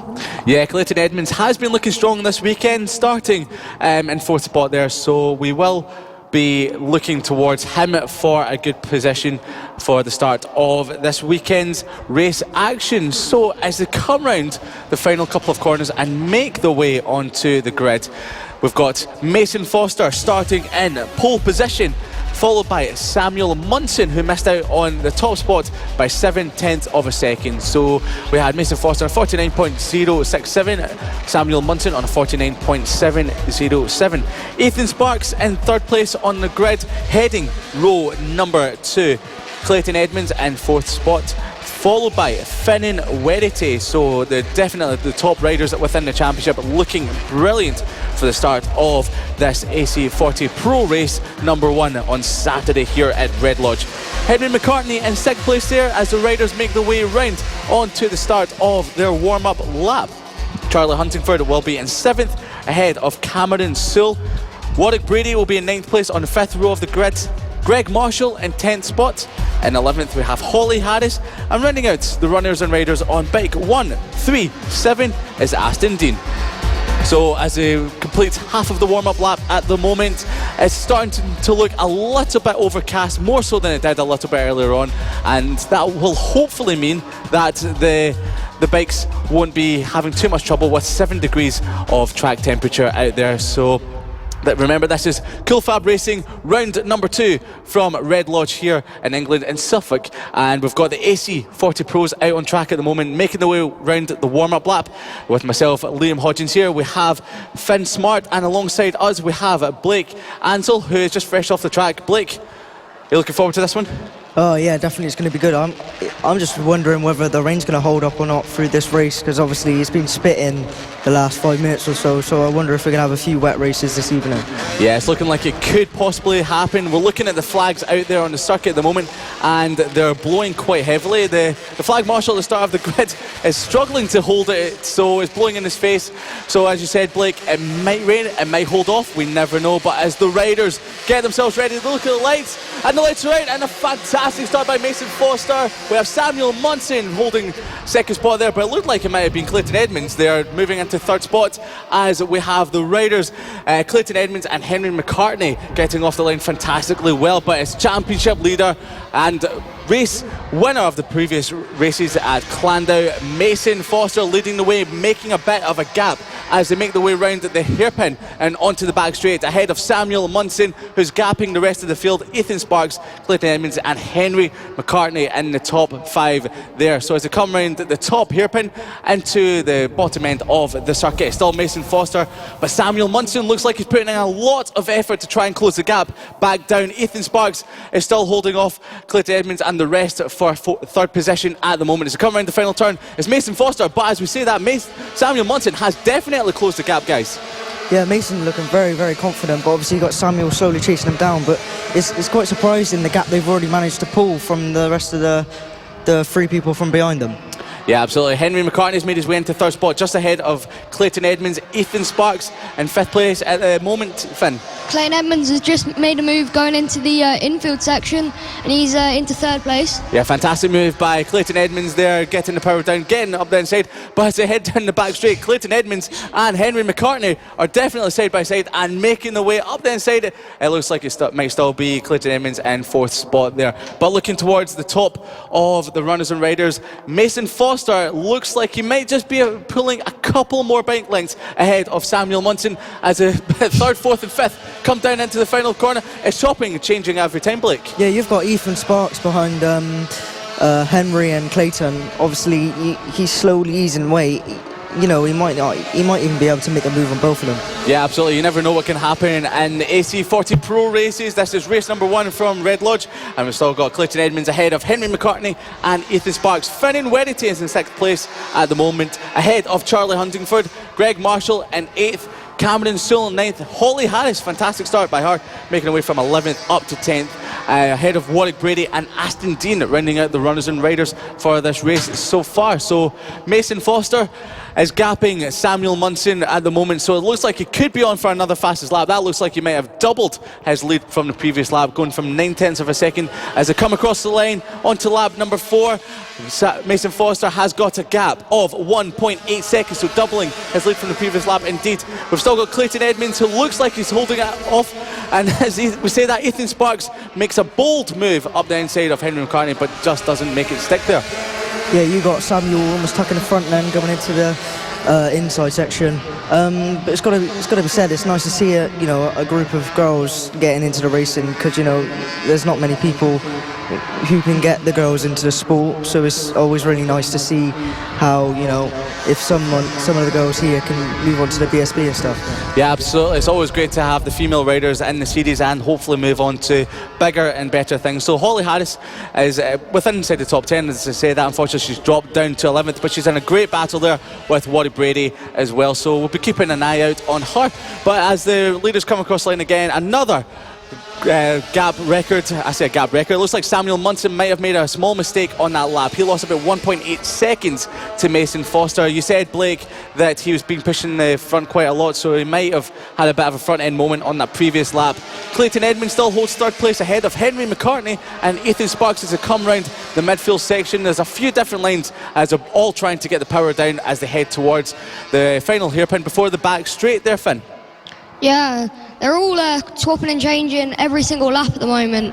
The only 2 people that are, I think, are definite positions are Mason Foster in 1st and Samuel Munson in 2nd. Well, as I say, anything can happen in motorsport, and it usually does. You never know if that's going to be held into stone, those positions there. So Finn and Blake, you both obviously race this race at the moment. What is the most tough part of a race? Is it the start, the middle, or the end? Well, obviously it depends, because you couldn't, you'll be under pressure the whole race, or you could have a race where you're on your own.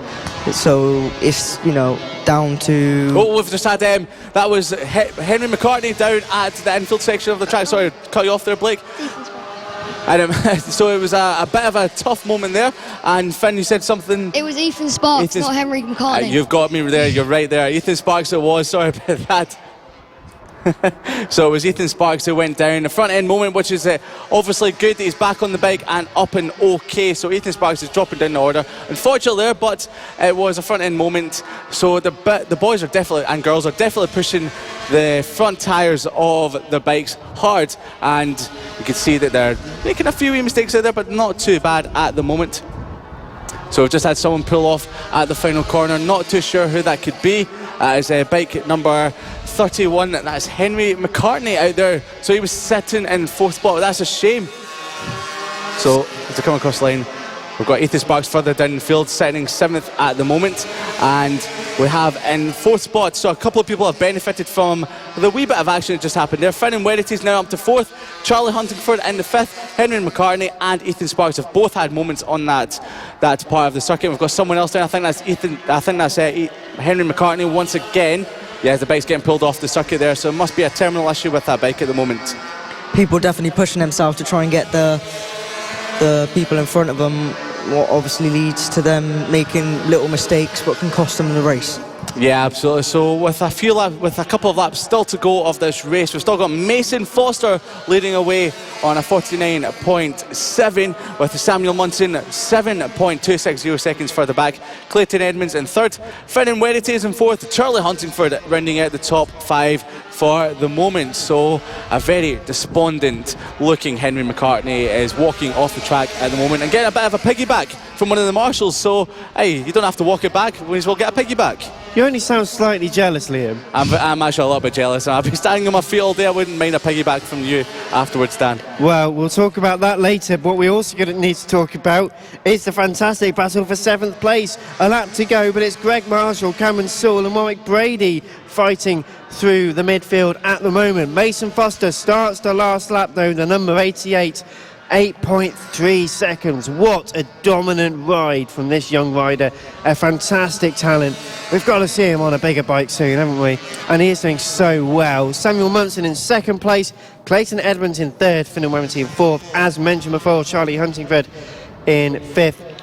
Heading up towards the final few corners, the battle for 7th again. It still looks like Greg Marshall just ahead of Cameron Sewell and Mike Brady, but it is the end of the race. Mason Foster over the line. He's going to take another victory. Yeah, Mason Foster comes across the line, taking race number 1 here at Red Lodge. Samuel Munson should be coming home in 2nd spot. We're waiting a bit of time for Samuel Munson there as he comes across the line, completing the top 2. 8.9 seconds further back. So Mason Foster, what a run there. And we had Clayton Edmonds in 3rd spot there, and a bit of a gap further back for Finn and Wedity. So we're waiting for them to come across the line. A very, very strung out race. We don't usually see that in a lot of the races here. So as they come across the line, it's Finn and Wedity in 4th spot, followed by Charlie Huntingford, Ethan Sparks, who had an unfortunate moment, an unfortunate spill in the middle section of the circuit there, will hopefully be coming across the line very shortly to take up 6th spot.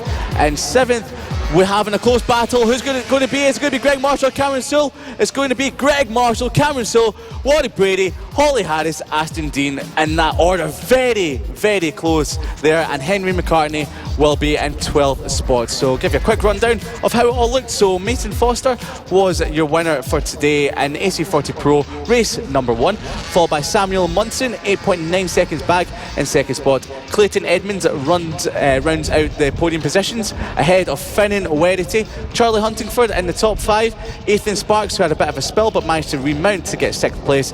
Greg Marshall in 7th. Cameron and Sewell in 8th spot there. Warwick Brady in 9th, ahead of Holly Harris, who gets her top 10, ahead of Aston Dean and Henry McCartney. A great race. Mason Foster, a absolutely talented rider. We're going to see more of the same potentially this weekend, but will Samuel Munson get the bit between his teeth like he did oh so brilliantly last season?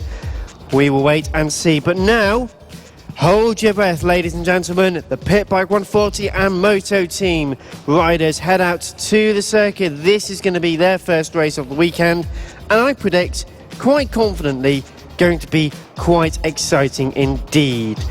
They head out to circuit in just a moment. Thank you very much for joining us. This is live coverage of round 2 of the 2019 Cool Fab Racing British Mini Bike Championships. Thank you for joining us here from the live coverage at Red Lodge.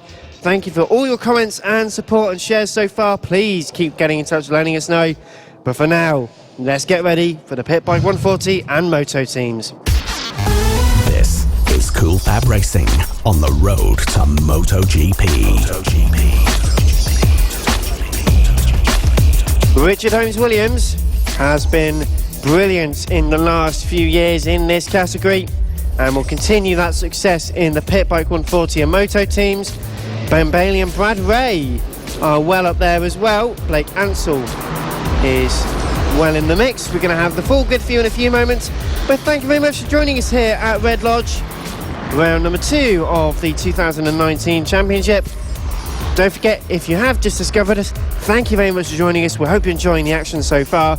This is Cool Fab Racing, the official partner series to the BSB. We're on the road to MotoGP. Everything a young rider needs in their early careers to make a success of their hobby, make it into a full paying career even maybe. Many of the older riders such as in this category do this for a bit of fun. Some of their kids race and some of the junior categories as well. Some proper, as they would call it, dad and lad racing. Obviously you do get some female races here as well, which is fantastic to see. You mentioned just a few moments ago, Liam, about the female races on circuit. We've got plenty of those. Great to have them out in force as well. And we've never had, I've been reliably informed by Ian, never had a mum and son racer, or at least that's speculation on our producer's part. If in fact that has, get in touch, let us know on social media, at Cool Fab Racing on Twitter, at M Sport Radio as well, or search on your preferred social media platforms for Motorsport Radio and Cool Fab Racing. This is live. Red Lodge is the second round of the 2019 campaign. Liam Hodgins and Dan Marr in the commentary box. Finn Smart's with us as well. We're not sure what's going to happen in this one, but it certainly will be exciting to find out what's going to happen. The marshals just making sure everyone is in order. There's a pretty large grid currently, so it takes a little while to make sure everyone's in the correct position. Brad Ray starting on the front row of the grid. Not the first time that has been said before. The number 28 rider. We've had one rider who's fallen off the bike, turned onto the grid. So the producer just telling me they're turning onto the grid, tried to do a bit of a wheel spin, has gone wrong, and they've fallen off the bike. Is that Charlie Nesbitt perhaps at the very back of the grid? Yes, the number 86, that is Charlie Nesbitt. That's a very surprising mistake to make. He's bashing the wheel now against the tyres at that final corner. He's not broken the forks on the front of the bike, has he? Falling off. That would be most uncharacteristic of him to do that. But we will speculate and find out. We not sure what the grid is, but it is Brad around the front row of the grid. And it is Ben Bailey at the start as well. Warm-up lap as everyone goes on to now. And Liam, well, it's a large grid. It's a tricky grid to get through. Charlie Nesbitt ploughs through. Let's hope no more damage to the bike has been done. But we head on to the green flag lap. Liam Hodgins, this is going to be a cracker of a race, isn't it? Oh, yes, Dan, it is going to be such a great race here today. As you might remember back to Clandau a few weeks ago, the PB 140 and Moto Team races were some of the best action we had out there on track at the moment. So we have lots of riders to look out for. Charlie Nesbitt, as you said, he was obviously in action last time. Brad Ray is here this weekend as well, but we've got lots of riders to keep an eye on for. So we expect Brad Ray to maybe actually start from the back. Finn, you're here as well watching action. What are you most looking forward to? I'm looking forward to seeing Brad try and come through the pack. I want to see Ben Bailey ride because he looked pretty promising at the last round at Landau. So that was I want to watch him because he was really good at last round, and I think he might be able to do it again the same. Yeah, Ben Bailey did take the spoils in the previous round. All 3 race wins ahead of Matthew Bolsover and Jamie King.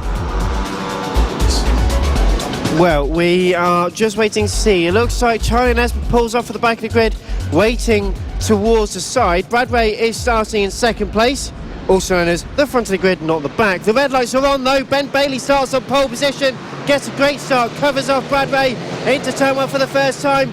And there's a few riders that look like Richard Holmes-Williams has made it into second place.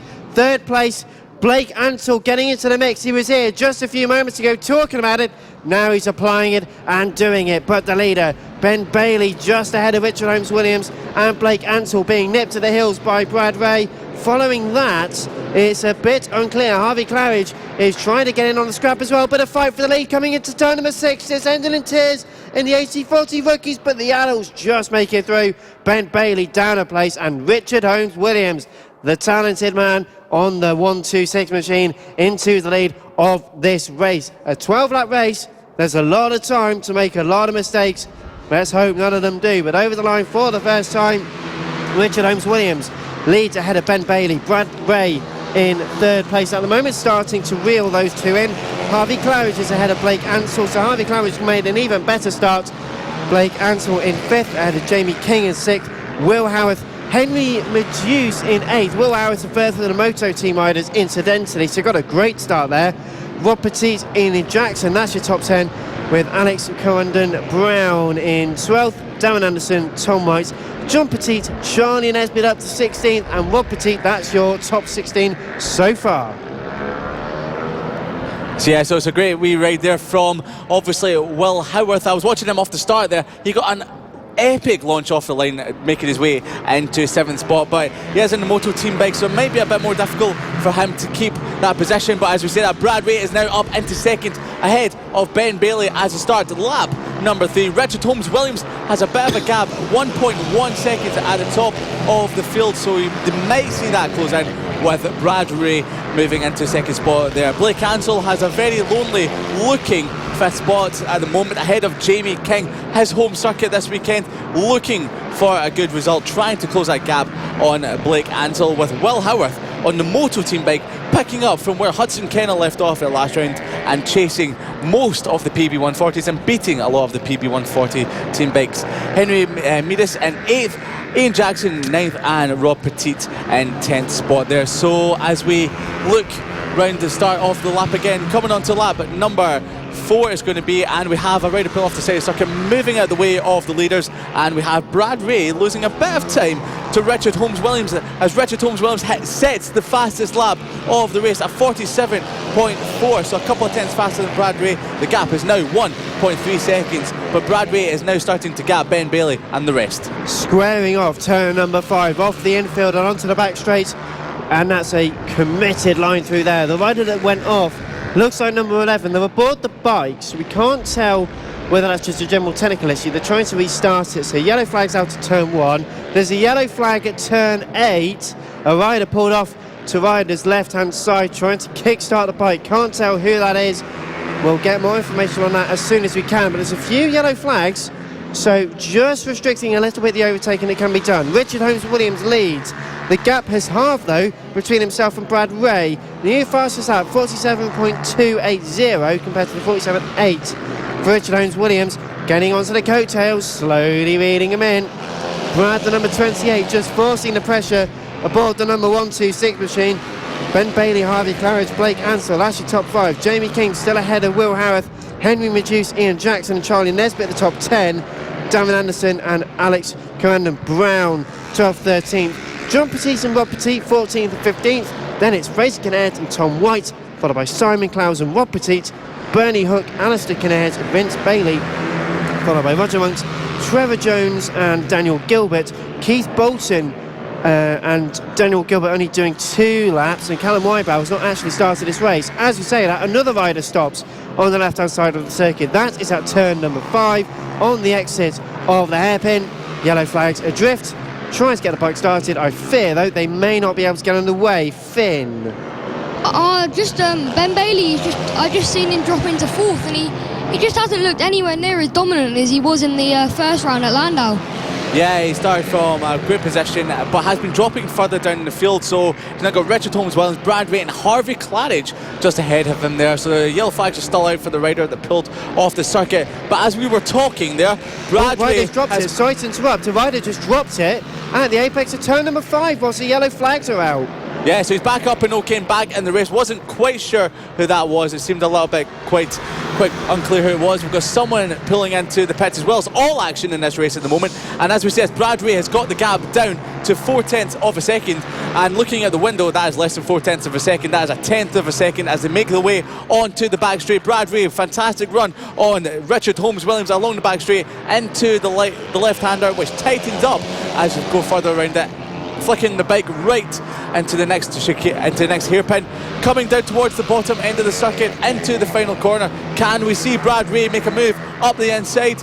No, we don't, as a bag marker gets in the way of Richard Holmes-Williams, and Brad Ray's shaping up a move into turn number 1. Is he going to go for it? Is he going to back off? He's backed off at the moment, Dan. He has backed off into turn number 2. The yellow flags are in. It was turn number 3, which has just retired from this race. But it's Richard Holmes-Williams and Brad Ray into the infield. Brad Ray, who just sives the bike around, so much more grip, can really force it into the ground. And it's very tight for 3rd and 4th as well. Side by side for the race lead. And it was almost a collision with Brad Ray and Richard Holmes-Williams nearly tucked into the back wheel. That could have been quite tasty. Yeah, the back markers are definitely getting in the way of some of the riders. Ben Bailey nearly getting tripped up with one of the back markers as he came through the midfield there, but managed to get through the action. All okay at the moment. So Brad Ray is hunting down Richard Holmes-Williams with all his might as he come through the final turn along the start of the straight. He's sitting up at the moment, and as more back markers getting away, we've got more riders trying to get through them all. Finn? I think that's just Ben Bailey who's just stopped and he's rejoined, but he must be miles down the this order at the moment. So yeah, that's unfortunate for Ben Bailey. Well caught there, Finn. So he's dropping down the order at the moment. As we say that, we're keeping an eye on Charlie Nesbitt, who's jumped up to an 8th spot at the moment. Jumped up to 8th spot, but Brad Ray trying to go again for the race lead into turn number 6. Had such a committed run, covering all over the grass. Richard Holmes-Williams just stopped it on the apex, just prevented the move being made. Brad Ray, so much force, so much commitment. He's side by side. He almost tucks into Richard Holmes-Williams, and he makes the lead move. He's into the lead, on to lap number 3. 3 laps to go, and it's Brad Ray who leads this race with a really committed move into the penultimate corner. Almost lost a front grip on the front wheel, managed to stop it in time, managed to keep it away from Richard Holmes-Williams, and made the move stick into the infield. Richard Holmes-Williams is not going to forgive him for that. He's right up the back, onto the back straights. Now still 2.5 laps to go. The wind pushing him in the direction of turn number 6. A bit of a wheelie from Brad Ray. The power a little bit too quickly, you fear. Richard Holmes-Williams trying to cover him on the inside into turn number 7. The hairpin can't make it either left nor right. Can't make the move stick. Going to try and repeat what Brad Ray does. Looks over the right-hand shoulder. A much deeper line for Brad Ray heading into the final few corners. Could not. Is really inviting for a man who wants to win this race. 2 laps to go now. Time is running out. Patience is running out perhaps on Brad and Richard's part. We don't want this to end in tears, but they're heading up to some other riders in this race where the real challenge of getting not just a race lead back, but getting through the others safely as well. A lap and a half. This is the battle for the lead. Yeah, it is in battle for the lead indeed. Brad Ray is positioning the bike absolutely perfect, with Richard Holmes-Williams trying to find a way through as they come into the tight hairpins down the bottom end of the circuit. There's a lot of back markers in the way, and Richard Holmes-Williams has got a great run through it. Through the middle, we've got Brad Ray looking at the moment. And he's done it. I think he's done it, you know. I don't think he has just yet. Brad Ray round the outside. Richard Holmes-Williams gets caught up there as he exits the turn. This is going to be chaos as it comes into the final lap. Brad Ray is getting through them, siding through them. Richard Holmes-Williams pushing up the inside of them all. Brad Ray's got through the whole bunch, but Richard Holmes-Williams, this is horrible for Richard Holmes-Williams as he's lost out in a couple of bike lengths. Well, he's lost those crucial few tenths of a second. That gives Brad Ray some breathing space. Half a lap to go. The man with the fastest lap is Brad Ray. He's our race leader. A 47.2 belies the strength he's had mentally in this race. And with a third of a lap to go, he is about to get the win he's so desperate for. Once again in the cool FAB Racing. and about to cross the line, Liam. Yeah, Brad Ray's looking round to see where Richard Holmes Williams is, but as they exit the final corner, it's going to be Brad Ray taking race number 1, and the PB140 is ahead of Richard Holmes Williams. Harvey Claridge comes across the line in 3rd spot. We're waiting for Blake Ansell to come across the line in 4th, so as he comes across the line in any second now. But once again, great ride between Richard Holmes Williams and Brad Ray. We've got Blake Ansell just holding off home hero Jamie King for 4th spot.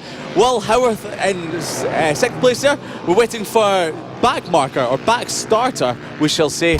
Charlie Nesbitt comes home in 7th, ahead of Henry Majuce in 8th. Ben Bailey in 9th. Ian Jackson in 10th spot there. So Finn, that was a great wee race there. That was an amazing race. Brad Ray didn't look like he was going to win it at the beginning. He was about a second behind, and then he managed to bring it back and get ahead. Ben Bailey stopped. I thought he was going to do good in this race, but not good for him. And then Harvey Claridge with a good 3rd position in the end. Richard Holmes Williams was a lot quicker than I expected him to be. Yeah, it was a great ride by a lot of riders out there on the circuit. So I'll give you a quick rundown of how the positions look. So Brad Ray takes the win in the PB140 class, race number 1 here from Red Lodge, ahead of Richard Holmes Williams in 2nd place, just missing out by half a second. Henry Claridge rounds out the podium positions ahead of Blake Ansell. Jamie King in 5th spot. Will Howarth in 6th place there. Charlie Nesbitt, who started at the back of the grid, made his way up to 7th place. Henry Majuce in 8th position, ahead of Ben Bailey. Ian Jackson rounds out your top 10. John Petit in 11th place. Bernie Hook on bike 0 in 12th spot there. It's followed by Darren Anderson in 13th place on the Moto Team bike. John Buckle in 14th place, and 15th there was one of the other riders on the Moto Team bike. So moving on to race number 1 of the Junior LC40 Elite, Dan. We move on to the Junior LC40 Elites, as you say, Liam. Brilliant action. And we head then towards further action here at Red Lodge. Round 2 of the 2019 Cool FAB-Racing British Mini Bike Championship. Thanks very much for joining us here on Motorsport Radio, M Sport Radio on Twitter.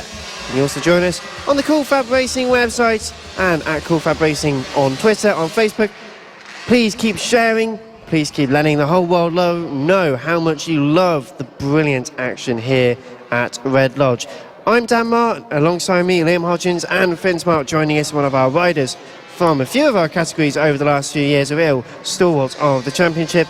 We head to the Junior LC40 Elites next, but as a very quick reminder, what else we've got coming up this afternoon is the Senior Mini Moto's first race. Will be after this one, the Junior LC40 Elites Mini GP 50s, Extreme 200, and then the Mini F1 sidecars. But Finn, this has been a fantastic evening and afternoon of action so far. What else do you think we could have this afternoon? I think the Mini GP50 race is going to be really exciting, as well as this Junior LC40 Elite class that's coming up now. I think they're both very competitive classes that we might see some upsets. We might see some riders just go out and be gaps ahead, but whatever it is, I bet it's going to be exciting. It certainly will be exciting. The marshals just making sure all the riders are ready for this race. There's 1 or 2 gaps on the grid, which will fill out in just a few moments' time. But as they head onto the warm-up lap then, 9-lap race in prospect, and it's the green flag lap then for the first race of the Junior LC40 Elites. Yeah, so we've got a rundown of the grid at the moment, and in starting in pole position is Mason Foster on bike number 88, who's already tasted victory earlier on today. In second position is championship leader on 75 points, winning the first 3 races back at Clandau in round number 1 is Johnny Garness on bike number 57. Emmanuel Brinton is in 3rd spot, heading row number 2. Sylvan Mounsey in 4th on bike 44. Had a tough time at Clandau a few weeks ago. Some good races and some tough races. Josh Bannister in 5th place, and 6th is Ronnie Harris. Clayton Edmonds we have in 7th spot. Samuel Munson in 8th place. Ethan Sparks is in 9th, and rounding out the top 10 is Henry McCartney on bike number 31. Taylor Stewart Campbell is in 11th, Cameron Sewell in 12th spot. In 13th is Charlie Huntingford.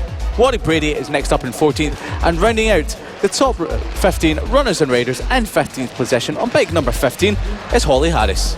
It's a lovely sort of symbolistic number there. 15 riders, 15th, the number 15 in 15th place. Very good indeed. We then prepare for the first junior LC40 Elite race of the weekend. Mason Foster and Johnny Garnes.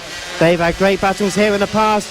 It's a bit of a creep from third place for Emmanuel Brinton, but they all get away cleanly, and it is Mason Foster and Johnny Garnes into turns 1, 2 and 3 for the first time, left and then right into the chicane, preceding the infield. Clean start by pretty much everyone, and so far it is Johnny Garnes who leads this race from Mason Foster.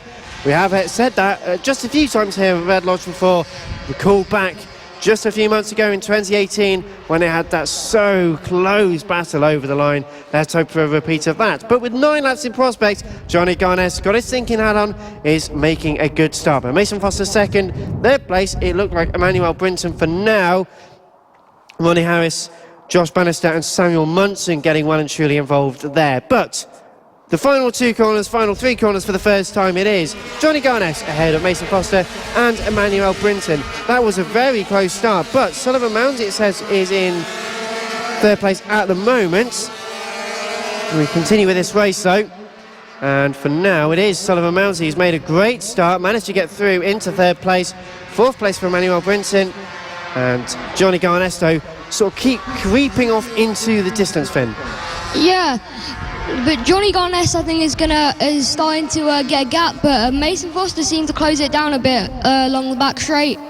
Sullivan Mounty was one that I didn't expect to be this high up at the beginning of the race. He's doing quite well at the moment. We've got a yellow flag at turn number 6. We can't see why at the moment. Bring you more information when we can. But for now, reeling him in, Mason Foster, the determined fast racer with the fastest lap. A 48.5 compared to a 48.9. It's just 0.3 of a second heading over the line. It's even closer coming into the infield. Johnny Garnes just holding off Mason Foster. Sullivan Mounty third, and we're not sure, but Liam. Yeah, I believe it was Clayton Edmonds who went down at the bottom end of the circuit, turn number 6. We're not sure if he's up and okay. The yellow flags are still out, but I believe that the bike might not be getting started. So Clayton Edmonds, unfortunately, out of the race in these early stages there, Dan, sorry. Well, Johnny Garnes certainly knows where he's going. Up towards the final 2 corners. Mason Foster so precise through, just clipping the apex, hugging it like it's his gran into turn 1 and 2 again. And Mason Foster with another fastest lap is still going quicker than Johnny Garnes, really getting onto the coattails. First and second place, a great battle. Sullivan Mounty trying to keep up, but just doesn't quite have enough to respond. Josh Bannister now in 5th place. He's got ahead of Ronnie Harris as well, ahead of Henry McCartney, Taylor Stewart Campbell, Cameron Sewell and Charlie Huntingford. That's your top 10, but the race lead itself could be under fire. Into turn number 7, the left-handed hairpin, he looks up the inside. The number 88 of Foster cannot make the move stick, is not quite close enough, and now Sullivan Mounty coming under increased pressure from Emmanuel Brinton into the final third of this lap. 5 laps to go. It is still Johnny Garnes versus Mason Foster. How many times have we said that over the last few years? Yeah, we've said it quite a lot in all the categories. Johnny Garnes, Mason Foster look absolutely brilliant out there on the circuit. As you said, Emmanuel Brinton putting Sullivan Mounty under a lot of pressure. It looks like Josh Bannister has got Ronnie Harris just creeping up ever so slightly for 5th and 6th position. So it seems to be 2 by 2 by 2 into the arc. So Johnny Garnes holding off Mason Foster just for now. And the moves were made. Sorry to interrupt, but he went straight around the outside at turn number 6, and Mason Foster leads this race. Absolutely great move there by Mason Foster round the outside of Johnny Garnes, not on bike number 88. But Johnny Garnes isn't done yet. He's looking up the inside as he comes down to the final turn. Holds off for the moment. This is looking fantastic racing by the 2 sparring partners over the final 2 seasons. Oh, so as they come into turn number 1, Johnny Garnes, great mid-course speed up the inside at turn number 2. Johnny Garnes back into the lead of the race ahead of Mason Foster. This is looking great for Sullivan Mounty and Emmanuel Brinton, who are licking their lips as they close the gap to the top 2. Well, Johnny Garnett has managed to slam the door firmly shut onto the back straight again, where Mason Foster has got so much speed, missed the apex slightly, settled the bike slightly further away, could not make the move stick this time. So Johnny Garnett returns to the race lead. Sullivan Mounsey, Emmanuel Brinton fighting tooth and nail, as you say, but it's not as clear cut for them. They just don't seem to have the pace that the two front runners have to really keep tabs with them. Now, 3 laps to go, we repeat the situation again. Johnny Garnett back into the race lead with the fastest lap on that last lap, clears off by a quarter of a second, as near as makes no difference. Sullivan Mounsey is still third. Fourth for Emmanuel Brinton. Brinton, though, looking left, looking right, taking wider, sweeping lines, throwing the bike around to try and make any move in the position that he can. So is Mason Foster into turn number 6. Can he make the move again? Yeah, Mason Foster, unfortunately, is having a lot of bike movement as they come through the infield section of the circuit, which seems to make him just lose a little bit of time as they come onto the back straight. But through the twisty stuff, Mason Foster is looking incredibly good at the moment, all over the back of Johnny Garnett's fin. Yeah, and they both have very different styles, I'm noticing. Johnny Garnett seems to be all for elbows out on the bike and going very knee down, and it seems to be that Mason Foster's got his head up a bit higher than Johnny Garnett. It's a bit like watching Marc Marquez versus Valentino Rossi, isn't it? It is. That's what we like to see. So old sparring partners, Johnny Garnett's getting held up by a back marker as they head onto the back straight, but just passes him out the way at the moment. Mason Foster still all over the back of Johnny Garnett. Seems to have a bit more top speed as they come towards the end of the back straight. Maybe a higher gearing setting on the LC40 Elite bike. So as they come through to complete what is going to be the penultimate lap as they head down towards the final corner. Johnny Garnett still holds lead of the race at the moment, but we could see Mason Foster shaping up a move into turn number 1 across the first line, and that's Mason Foster into lead of the race into turn number 1. Johnny Garnett looks like he's going to make a move back, but doesn't at the moment. And it is the last lap. He's trying so hard, must force the door open again. He couldn't quite make the apex, but luckily Johnny Garnett was far back enough not for it to matter. Half a lap to go, onto the back straight again, the number 57 in the tow. Mason Foster has a slingshot of an exit from the infield, through and past another rider in this race. It's going to be nose to tail again. Third place is almost settled as well. Brinton versus Mounsey. Who's it going to be? But the race leaders head towards the final corners. A bit of a squiggle from Mason Foster. They're side by side into the final corner. They're almost together. They're almost together. They touch. They touch. Down goes Garnett. Garnett has lost it at the final corner. They were almost inch perfect. But Mason Foster, who just managed to grab the apex, grab the race victory, touched with just an inch of space, and my goodness me, that was dramatic. Johnny Garnett almost managed to keep it through. The mass of the bike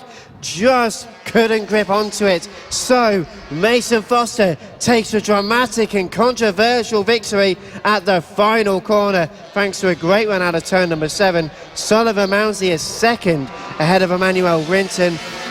Josh Bannister is up into 4th place, with Ronnie Harris and Taylor Stewart Campbell in 6th and 7th. Cameron Saul in 8th ahead of Charlie Huntingford. Henry Picardi in 10th place. Mike Brady and Harley Harris were followed ahead of Clayton Edmonds. Samuel Munson seemed to only complete 1 lap, so that might have been the cause of the yellow flag at the first lap. Ethan Sparks not actually being able to get there according to our timing screen. My goodness me, Finn, first of all, what a way to finish a race, but that's, I don't know how angry is Johnny going to be knowing that he had the race and he actually was ahead before he got hit by Mason. That was a breathtaking race. I had my hand on my heart on that last lap, but I think Johnny Garnett is going to be very angry with Mason Foster maybe, because I don't know what happened, but they did touch and he went, and Johnny came down, so I don't know how he might feel at this situation. But if it was you, if you were in his shoes right now, what would your reaction be to that kind of situation? Oh, it's a hard question to answer, but I'd definitely be very, very angry with the person that hit me, because depending on whether it was my fault or if it was just a racing incident, I don't know. It depends, because it might have just been a racing incident I didn't actually see. Well, that's all going to be debated in the paddock, I'm pretty sure, tonight, Liam. I think we're going to have to get our breath back after that one, but my goodness me, so late. He had the lead coming into the final corner. Only just, mind, but he did have the lead. He did have the lead. It was an audacious move up the inside of Mason Foster coming through the final section of the track. Should he have given him more space? I mean, you're racing, so it's hard to actually say at the moment. It was a racing incident, possibly. It was hard to actually see what happened, but Johnny Garnes put a lot of load on the front tyre coming through the final turn there. Mason Foster wanted it just as much as Johnny Garnes, so we'll hear more about it as the night progresses, and this is just going to look great for the next two races, race 2 and race 3 tomorrow. Until this point, they've had a fairly amicable, let's say, challenge to each other, but now it's going to be full war. But this is all still to endure. 2 more races to go this weekend here for round 2 of the 2019 Cool Fab Racing British Mini Bike Championships. However, we haven't got time to sit and reflect. It's time for the first of the senior mini moto races for the weekend. If you thought the kids on the mini bikes were exciting, well, the senior mini motos are certainly going to be a riot of laughs. Yeah, they will be a riot of laughs, and if you've never seen an adult race a mini moto, it is like watching Homer Simpson on a clown bike. It is one of the best things that you've ever seen in your life. So you need to check it out online or get yourself down to a Cool Fab event. So just remember, you're listening to live radio coverage of Cool Fab Racing here from Red Lodge in Suffolk in England, and you can catch us all online, Facebook. You can also catch us on Twitter at Cool Fab Racing, at M Sport Radio. We're also on Twitch. For all you gamers out there that know all about Twitch, we're there as well, and you can find us on YouTube. That's Cool Fab Racing, and we are Motorsport Radio. And if I may add to the comment, not all riders seem to reflect Homer Simpson on those clown cars. Well, certainly going to be entertaining. They provided us with their fair share of entertainment through the years. This is going to be no exception. Will Howarth leads from the front, but how does the rest of the grid line up, Liam? Yeah, so Bernie Hook goes away from second position on the grid. It's going to be Rob Petit on row number 2 and third spot. On bike number 8, it's Simon Huntingford in fourth spot on bike number 47, ahead of Matt Birkin, who had some issues in qualifying too. So that explains why he's further down the field than usual. So he will be looking to push his way towards the front at the start of the race. Chris Yeomans in sixth spot on bike number 85. Craig Ashall in seventh spot there. Paul Nichols on bike number 24 in 8th position.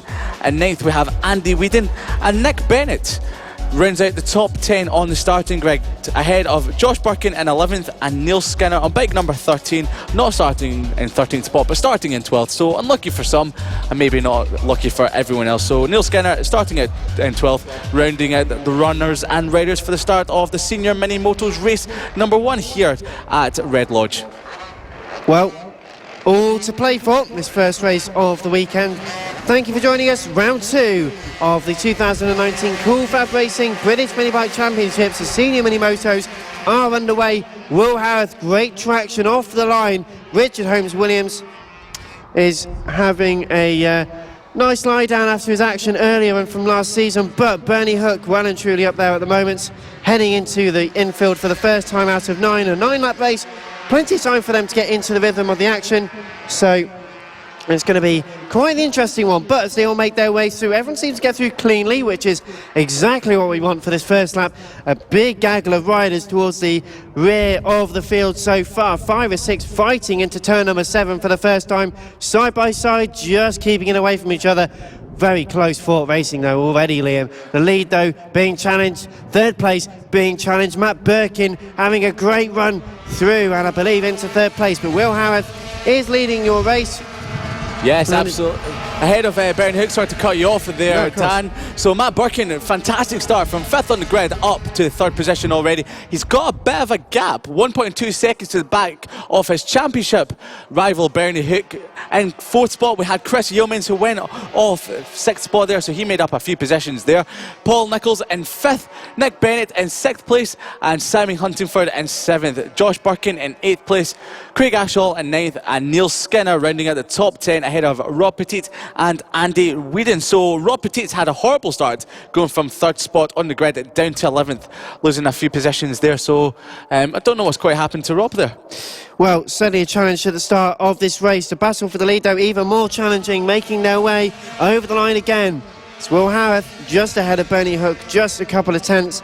Matt Birkin in 3rd place once again, and is really gapping Chris Yeomans. Chris Yeomans just struggling to keep up at the moment. However, the battle, really entertaining battle at the moment, is the one with Simon Huntingford and Nick Bennett. They've really got a go, including Craig Ashall, Neil Skinner right up behind. 4 bikes fighting in the infield, all taking wildly different lines but getting the same result, getting the same speed, getting great traction, getting a great run into turn number 6. Not as good though as Will Howarth.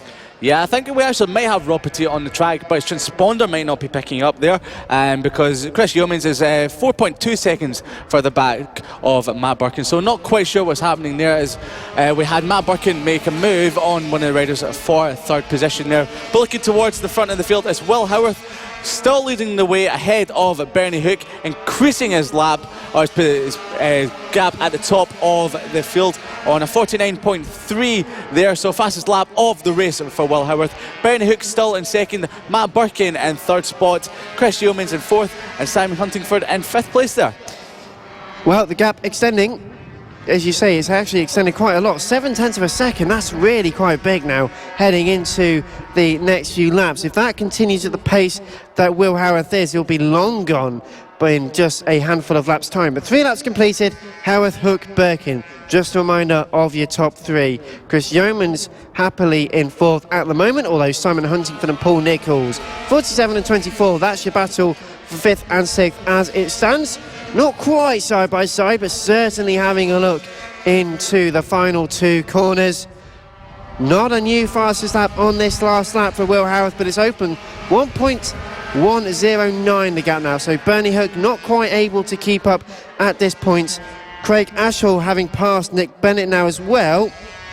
So it is Simon Huntingford fighting with Chris Yeomans gone as well. Time screens Paul Nichols then with Craig Ashall and Nick Bennett for company.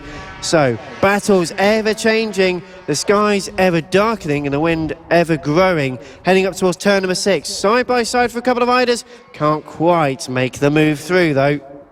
Yes, it's a great battle further down the field, but even though Bernie Hook is in 2nd spot, he'll be quite happy with that at the moment, as he will be closing the gap down to Matt Birkin in the championship. There's currently 5 points between them.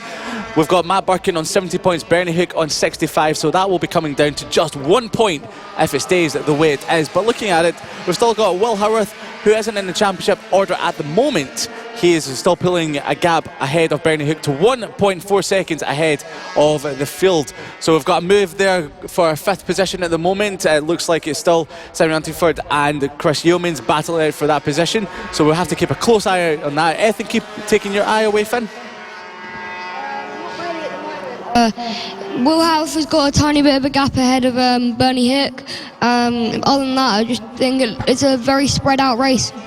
Yeah, it's a very spread out race at the moment, something we're not too used to in the senior mini motos, especially if you watch the racing from Clandau, where it was very, very close between Bernie Hook and Matt Birkin all race long. But talking about Bernie Hook, he has closed the gap to 1.3 seconds on that final lap, so he was a tenth and a half quicker than your race leader Will Howarth. We might still see a fight back yet, Dan. Small margins, but it's not quite long enough for them to take full effect. 3 laps to go, well, 2.5 laps really, and Will Howarth leading. 49.394 is the current fastest lap of the race. That was set by Will Howarth, Bernie Hook 2nd and Matt Birkin very lonely in 3rd at the moment. Probably is enjoying a bit of a ride to himself. Simon Huntingford confirmed in 4th place now. So having passed Chris Yeomans, very strong run from Simon Huntingford. More of the same over the course of the weekend could well be expected. And well, not an awfully lot amount of time in this race to go. 2 laps to go. And yeah, unfortunately, Bernie Hook has lost a little bit more time on that lap. So Will Howarth has definitely responded, taking out a 0.2 of a second advantage over Bernie Hook there. So the gap is now back up to 1.5 seconds. We're just talking about minuscule lap time differences here, but that can make all the difference, especially when it comes to a race that's usually as tight as the senior mini motos race. So Matt Birkin, as you said earlier on, is enjoying a wee race to himself, a wee Saturday drive, as you would say, here at Suffolk Red Lodge.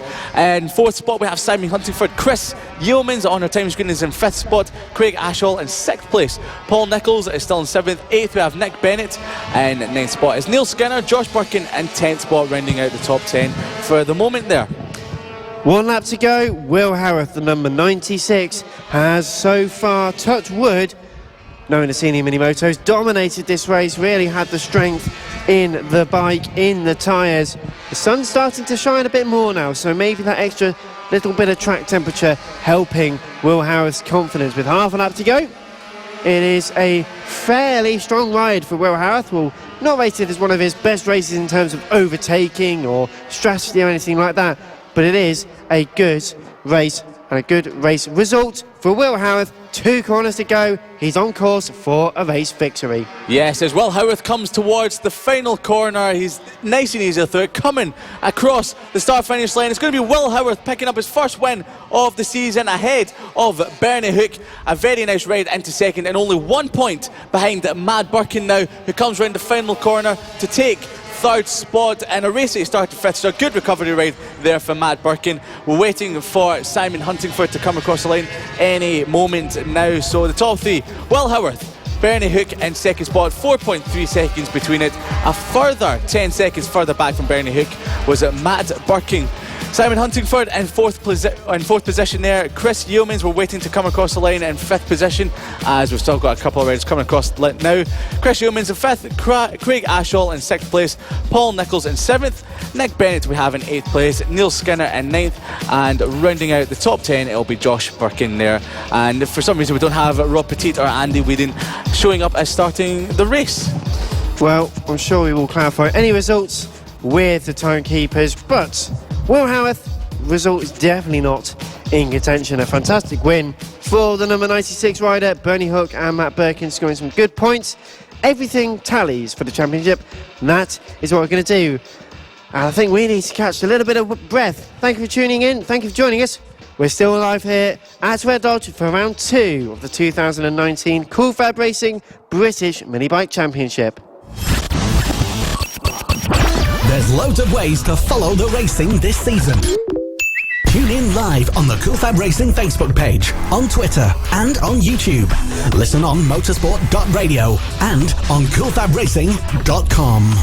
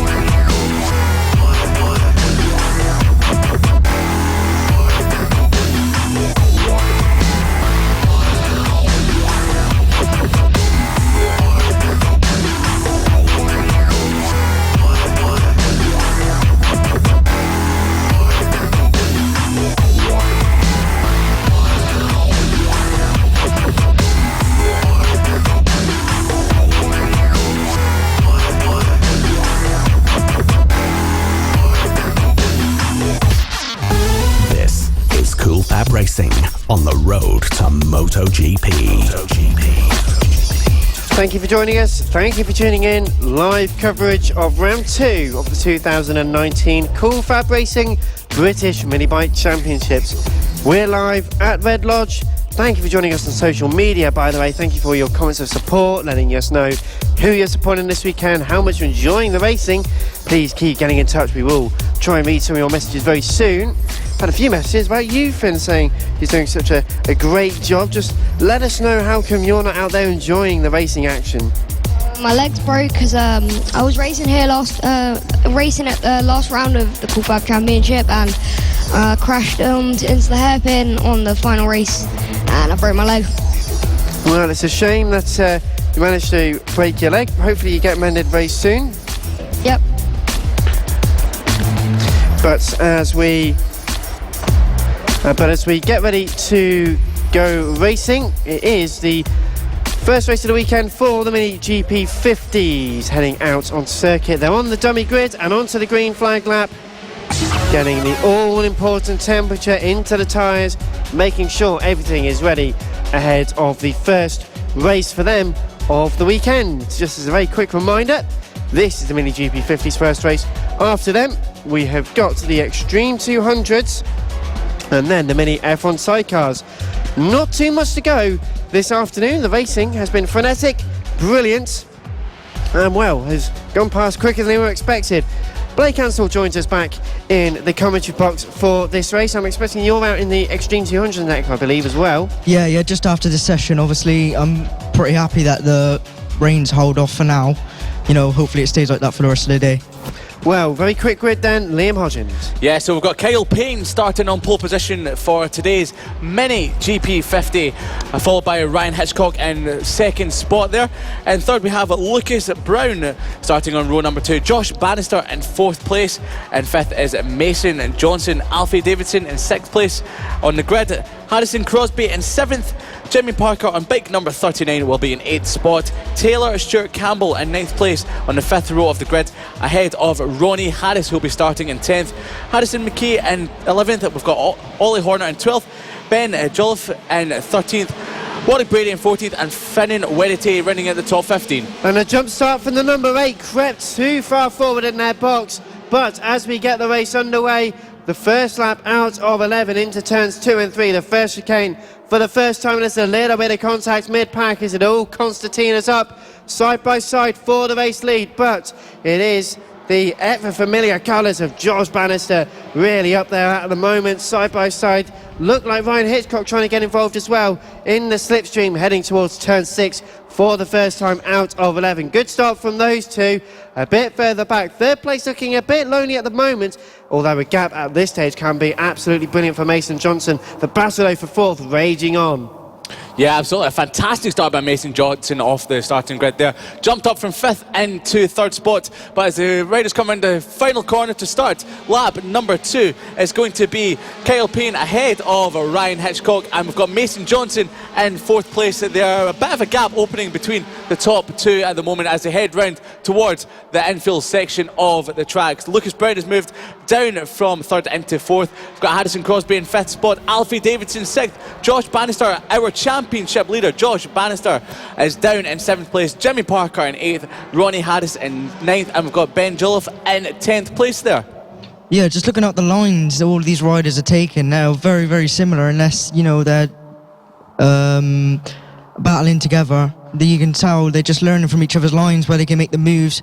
You've got Kyle just slowly getting hunted down, but I don't know whether he'll stick to the lines yet. Yeah, maybe quite difficult to try and make a move if you're just sticking to the same lines at the moment. Finn, you've got any predictions of what we could see throughout the rest of this race from Ryan Hitchcock and Kyle Payne? Ryan Hitchcock looks like he's trying to just stay on the back of Kyle Payne at the moment and maybe make a move later on in the race. Yeah, Kyle Payne does look like he's trying to bridge the gap between Ryan Hitchcock and himself. There's a big gap of 2.8 seconds back to Mason Johnson in 3rd spot. Lucas Brown is still hot on the tails of the back of Mason Johnson. Alfie Davidson right on the back of Harrison Crosby, so there's a bit of a battle going on all the way down the field from 3rd to about 8th position there. So as the leaders come around the final corner, across the line to start lap number 4.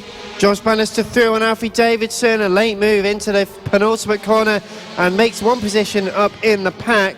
So Josh Bannister into 6th, now hunting down the rest of the battle for 3rd place at the moment. Mason Johnson has just found a little bit of traction through the first chicane, got a couple of bike lengths on Lucas Brown, now holding up Harrison Crosby and Josh Bannister and Alfie Davidson in a big pack of 4 bikes heading onto the back straight. Their line astern as close as you absolutely dare. Josh Bannister has fought in these kind of positions before.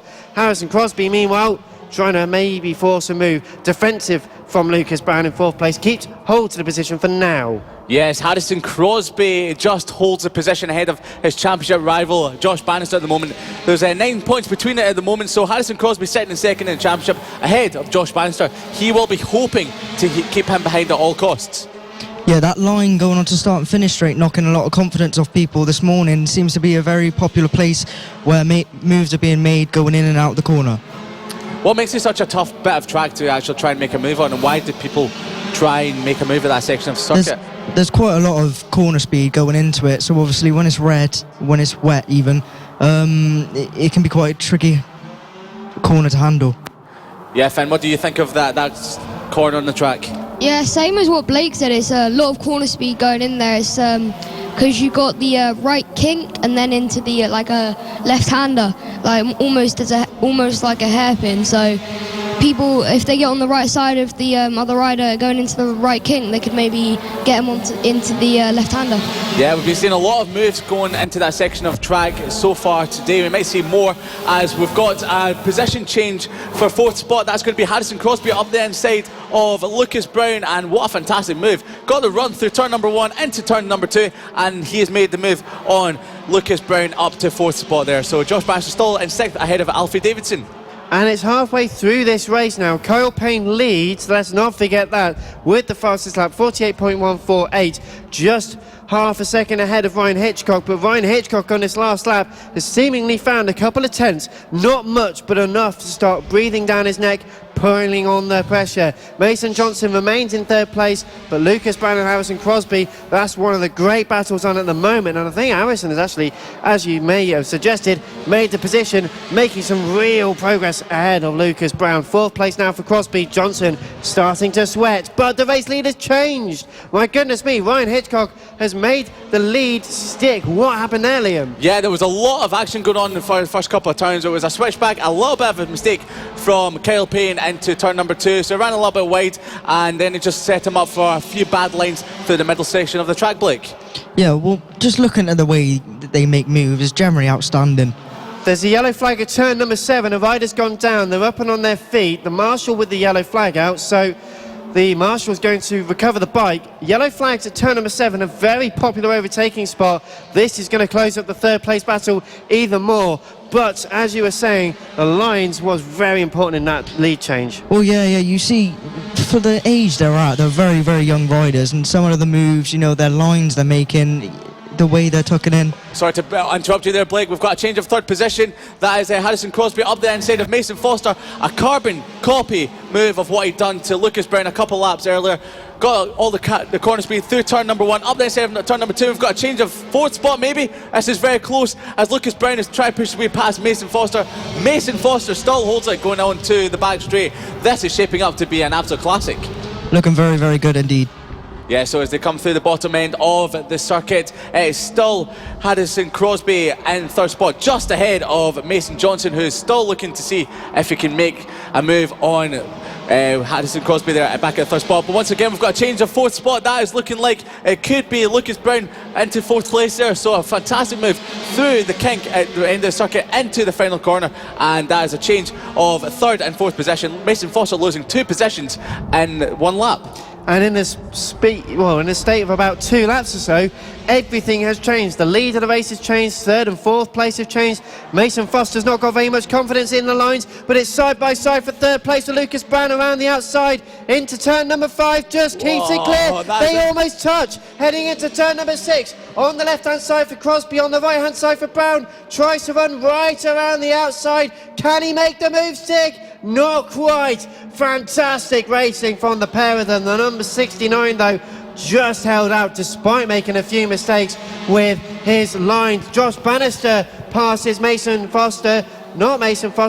Johnson into the final corner though. So Hitchcock leads with 2 laps to go ahead of Kyle Payne. It's Crosby, Brown and now Bannister. The battle for third place. Mason Johnson, you fear, may be overtaken by Alfie Davidson in the next lap or so, but Harrison Crosby into the tight infield section, uses a wider line which isn't going to pay for him again. Lucas Brown sneaks up the inside, couldn't make it work though, and I think Harrison Crosby has become wise to how easily Lucas Brown can just sort of pincer his way in, sneak in with a load of grip, even over their late attack at turns 6 and 7.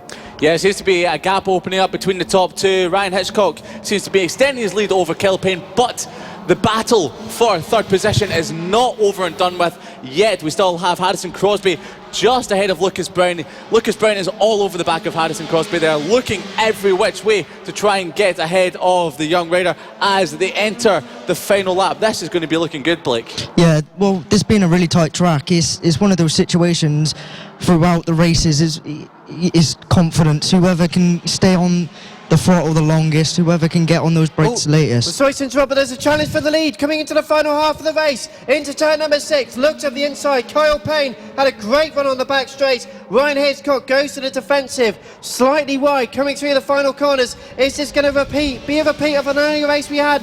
Not quite. Heading into the final corner, Hitchcock has just done enough to come over the line to take the win ahead of Kyle Payne. So it is Ryan Hitchcock and Kyle Payne. That is your race win for those two. Harrison Crosby's just going to hold on to Lucas Brown. Another run to the line. But Hitchcock, Payne, Crosby, Brown and Bannister. How did we think we'd predict that after the first lap, Liam? Oh, you didn't predict it whatsoever. That was a crazy race. Outstanding once again from the mini GP50s there. So we've got Ryan Hitchcock taking the spoils in race number 1, only 1/10 of a second ahead of Kyle Payne, who did take the fastest lap in that race, a 48.1. Harrison Crosby will be closing the gap in the championship to Josh Bannister. That should be down to 3 points now. And we've got Lucas Brown in 4th ahead of Josh Bannister in 5th spot. Mason Johnson in 6th. Alfie Davidson in 7th place. Jimmy Parker is in 8th ahead of Ronnie Harris, and Taylor Stewart Campbell rounds out the top 10. Finn, how did you find that race? I just want to point out that Kyle Payne and Ryan Hitchcock were a league ahead of the rest of the pack. But I think they were about a second quicker than any other rider on the track. So the battle for third was an amazing battle, but it was just Kyle Payne and Ryan Hitchcock looked amazing in that race. Yeah, absolutely untouchable from both of them. So Ryan Hitchcock, Kyle Payne, and a league above the rest, as you say, Finn, ahead of Harrison Crosby, who managed to hold off a piranha field of riders there. Lucas Brown, Josh Bannister and Mason Johnson all finishing 4th, 5th and 6th ahead of Alfie Davidson, Jimmy Parker, Ronnie Harris in 9th and Taylor Stewart Campbell ahead of Ben Jolliffe in 11th, Holly Horner in 12th and Harrison McKee in 13th ahead of Waddy Brady and Finnan Werity, who we don't have classed as setting any results at the moment. But I tell you what, that final corner, I just couldn't believe that Hitchcock, with half a lap to go, well, coming over the line, had quite a good gap, then just started to lose a bit of time onto the back straight. Kyle Payne, like that, just absolutely belted it down the back straight, tried to make a move at turn number 6, just made it through at turn number 6, then got sort of overtaken again, and Hitchcock managed to keep the position into turn 7, side by side through the final few corners. I thought, oh my goodness, this is going to turn out like Garness and Foster again. And you know, it's that apprehension followed by excitement, knowing it's going to be pretty exciting. Not great, obviously, when you crash, but it was great that they managed to make it through. They kept it clean, and they kept the positions, and they fought so hard. I have a sneaking suspicion, though, 2 more races, something's going to have to give. Are they going to collide? Well, they won't, they. It's going to be such a challenge, but that is all to find out tomorrow. 2 more sets of races to come tomorrow.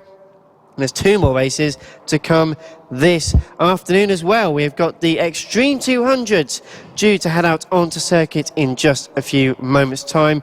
Then the mini F1 sidecars in a few moments as well. That'll be after them. But onto circuit, the Extreme 200s warm their tyres by deciding to wheelie all the way down the pit straight, as you do. But thank you very much for joining us. This is live coverage of round 2 of the 2019 Cool FAB-Racing British Mini Bike Championships. The Extreme 200s just taking some time to really feel the grip around all the different lines around the circuit. Brad Ray once again out for this one, as is Blake Ansell, hence why he had to run away in a bit of a rush over the last few moments. But I tell you what a great race that is. Thank you for all of your comments on social media, by the way. It's been great to see the support you're giving. And just let us know how much you enjoyed that last race. We really enjoyed the tension of how difficult that race was for these young riders. As we say, though, Extreme 200, race 1. They're heading out on circuit. I would like to say tension for them out there on track, but it was tension for us up here in the commentary box as well. I feel like by the end of today, I'm going to need a lie down. I might not make it to tomorrow. Well, it's certainly going to be a challenge. You've got a little bit of time for some more tension to come on the way. The grid starting to assemble now, and Bradley Ray lines up in second place once again, the number 28, stopping right on the mark, as you'd expect, but it's the number 126 of Richard Holmes Williams on pole position. But that is just the front row. Liam, you've got the full grid. Tell us, how competitive is it looking out there? Yeah, so we've got Richard Holmes Williams on bike 126 starting in pole position. The man who chased home Charlie Nesbitt in round number 1. Brad Ray starting in second spot there. In third place we have Taylor Lawrence heading off row number 2. Cam Harris on bike 201 in fourth spot. In fifth we have Brandon Perrell, the yellow Perrell, in fifth place there. And bike number 96 is Will Howarth, and on bike number 86, so jumping 10 numbers down, is Charlie Nesbitt, the early championship leader, taking all 3 wins last round. He's got a bit to do, starting from 7th position there. Harvey Claridge in bike number 16 is starting in 8th spot, ahead of Jamie King, home hero here at Red Lodge. Blake Ansell on bike number 20 starts in 10th spot, so running away from the commentary box down to the grid. Let's hope he made it on time, but we believe he's out there. Ian Jackson will be heading off in 11th, ahead of David Wales, Ben Hook in 13th, Callum Wybrow in 14th spot, and Fraser Kinnaird rounds out the runners and raiders, starting on bike number 3 and 15th spot. So the riders look towards the red lights, they build, the clutch is biting, the number 10 rolls forward. Bradley Ray gets another poor start, drops down to 4th place, almost to 5th place. Sneaks up though, back into 3rd place, so some sort of consolation. Into turns 1, 2 and 3 for the first time. Great lead by Richard Holmes Williams. Got away like a scolded cat. Taylor Lawrence now under pressure from Brad Ray. Meanwhile though, Brad Ray is working with a few other riders in this race, trying to force a move maybe through. Into turn 6 for the first time. This an 11 lap race. You have a bit of time to be a bit patient with the moves, but I suspect a few of our riders might not want to wait the full 11. Absolutely. I believe that some of the riders, especially the likes of Brad Ray, will be looking to push their way into second very shortly. We had a rider off at turn number 1, didn't go down, just ran off the circuit, came back on. He's just moved up the inside into 14th spot. So we've got a position change for second place as Brad Ray up the inside of Cam Harris into second spot there. So we believe that well, Brad Ray, like we had last season, is out there without a transponder because he's not showing up on our timing screens, which is typical Brad Ray, isn't it? Well, you know, he's so fast he can't be seen on the timing screens at all. But Richard Holmes Williams, we know he's leading this race, that we can tell you. Finn, a great start to the race and a really tense battle for 3rd place at the moment. How do you feel that might shape up? Yeah, it's looking like it might shape up very well as we see Brad Ray is closing down Richard Holmes Williams. Finn, what are you going to think of what's going to happen in this race? I don't know, just starting to see a few gaps be pulled. We've got Taylor Lawrence and Cam Harris a bit together, but other than that it looks, again, very spread out. I don't know if it's to do with maybe the weather's getting a bit worse. Yeah, the clouds do look like they've come down quite significantly. A few grey skies out there. The sun was trying to get its way through earlier on in the day, but it seems like it's had to succumb to the dark clouds, and we won't be getting that before the end of the day. So at the front of the field we have Richard Holmes Williams pulling a massive gap ahead of Brad Ray, who is gapping Taylor Lawrence and Cam Harris. So you never know what's going to happen here in the Extreme 200s, but it looks like anything can happen, and it usually does. A very popular phrase in motorsport, certainly. Battle for 3rd place makes their way through into the final corner. Cam Harris returning to the championship, the number 20 and the number 10, so nice numbers we can identify. Taylor Lawrence and Cam Harris then making their way through once again, and these young younger riders really having some fantastic racing over the last few seasons. One of the marshals at turn number 2 actually bouncing up and down. Perhaps they're quite cold at the moment, but it doesn't look that chilly out there right now. But what we know, we're stood indoors and we have been pretty much all day. But the riders get to run out whatever conditions it is. Luckily, it is relatively warm. It is quite breezy, I will admit, but there's no rain so far. That might be different for tomorrow, though. We're not quite sure. In the meantime, not on the riders' immediate minds. And Richard Holmes-Williams is first. Brad Ray just over the line now. And in second place, third and fourth, challenge 10 and 2:01 of Cam Harris in fourth. Taylor Lawrence third, really shaping up to be something good. Just wanted to say, it looks like Brad Ray is closing that gap to Richard Holmes-Williams, even if it is only by a couple tenths. And the battle for third looks pretty good at the moment, with Taylor Lawrence and Cam Harris going at each other. And Brandon Peril, the yellow Peril, is coming through the back straight now, side by side with Will Harris, it seems, into turn number 6. Will just making the move, making it stick, and up another position. In fact, Brandon's lost 2 positions there, because I think Harvey Claridge has managed to make their way through as well. A couple of riders behind, including Jamie King, in trying to get involved, not quite making the move stick. Jamie King also losing out to 6-2-1. Will Harris then up a position, with Harvey Claridge and Brandon Peril dropping down once or twice. It's getting a bit close, and with half the race complete, there is half the race to go. Richard Holmes-Williams leads ahead of Taylor Lawrence and Cam Harris. They're scrapping, but they don't seem to be interested in fighting for position. They're just following very intently. Is that, and we've got riders slowing. Blake Ansell. Oh, that's interesting. Blake Ansell's pulling off the track. Is there a bike problem with that, does it seem? Yeah, it looks like a big problem with Blake Ansell there. He's stopping, looking at the bike. He pulled off the midsection of the circuit, but we'll be keeping an eye on that. It looks like he's trying to start the bike again, but we've got a move further down the field. That is the yellow Peril. That is Brandon Peril losing a position on Ian Jackson coming into the final turn there. So unfortunately for Brandon Peril, he's been shuffled down the order in the last few laps, with the likes of Harvey Claridge, Will Howarth, Ian Jackson, and of course Jamie King might be making a move on the yellow Peril within the next couple of laps.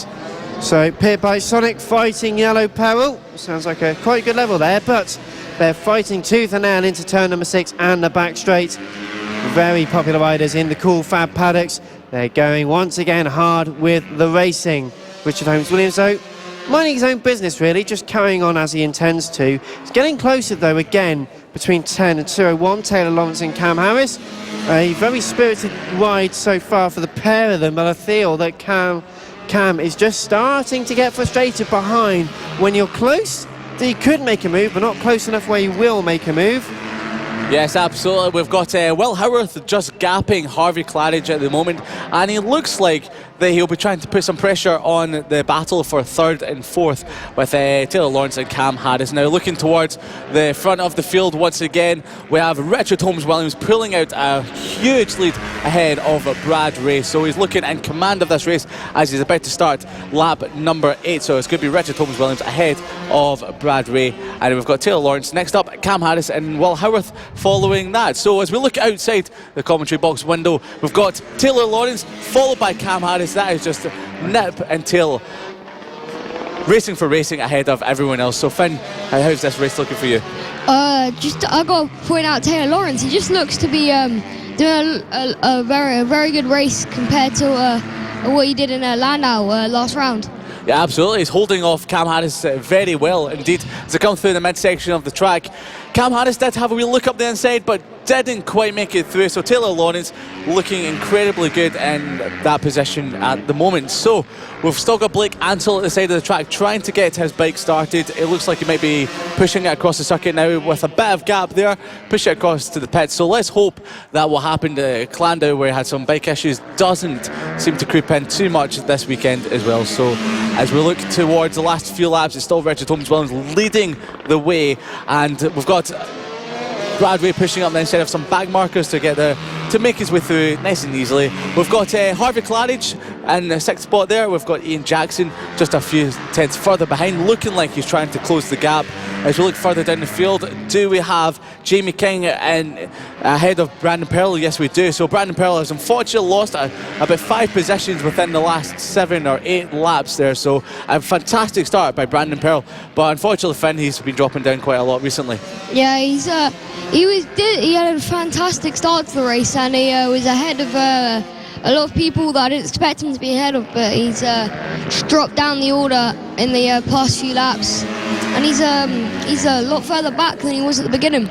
Yeah, well, the thing we can count on Brandon Pearl is that he is an absolute fighter, and he will fight to the end no matter what. So, as we've got the last few races coming across the line, we're looking for Richard Holmes-Williams, who should be coming around to start his last lap within the next few moments. It has been such an easy ride for the man in first position. I just don't think anyone could challenge him, Finn.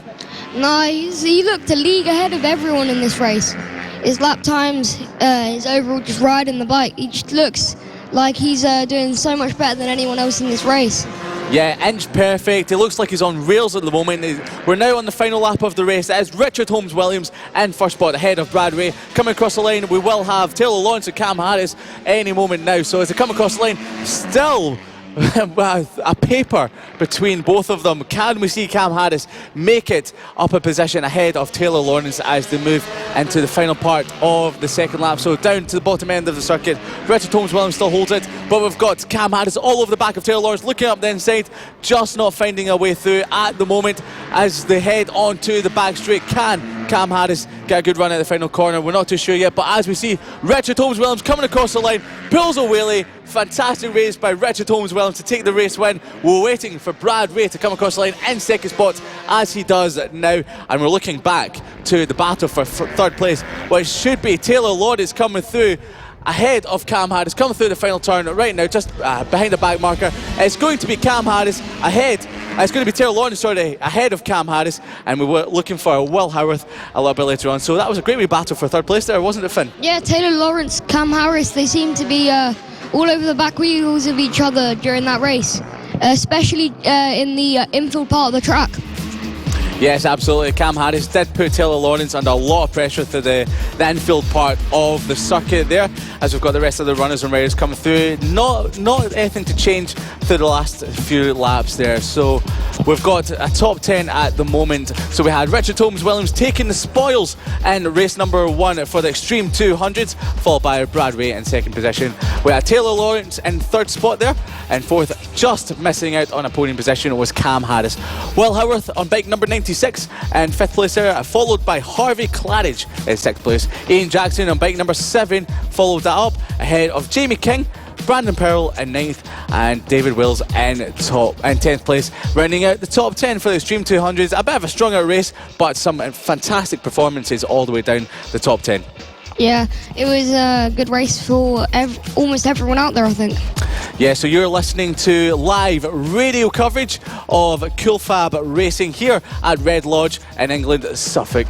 It's been some fantastic racing so far. Thank you for listening in, thank you for watching, thank you for staying with us, and a big thank you to all the marshals that have been out on track at the moment, dealing with that windy conditions out there. So you have been absolutely brilliant there out on circuit. So you can catch us on Facebook, where you can find us at Cool Fab Racing and Motorsport Radio, Twitter at Cool Fab Racing and at M Sport Radio, and we also have Twitch, and also you can catch us on YouTube. So we've got the final race of the day about to start now, and this is going to be, well, it's not going to be any solo races, it's going to be the Sidecar Championship, and we've had Mick Williams looking good throughout the first round at Clandau and for the past couple of seasons, but he doesn't seem to be holding all his own weight at the moment, with Jack Walters giving him a run for his money at Clandau and only qualifying just behind him. So as they prepare the warm-up lap, and I would like Finn Smart to read out the grid for us. There you go, Finn.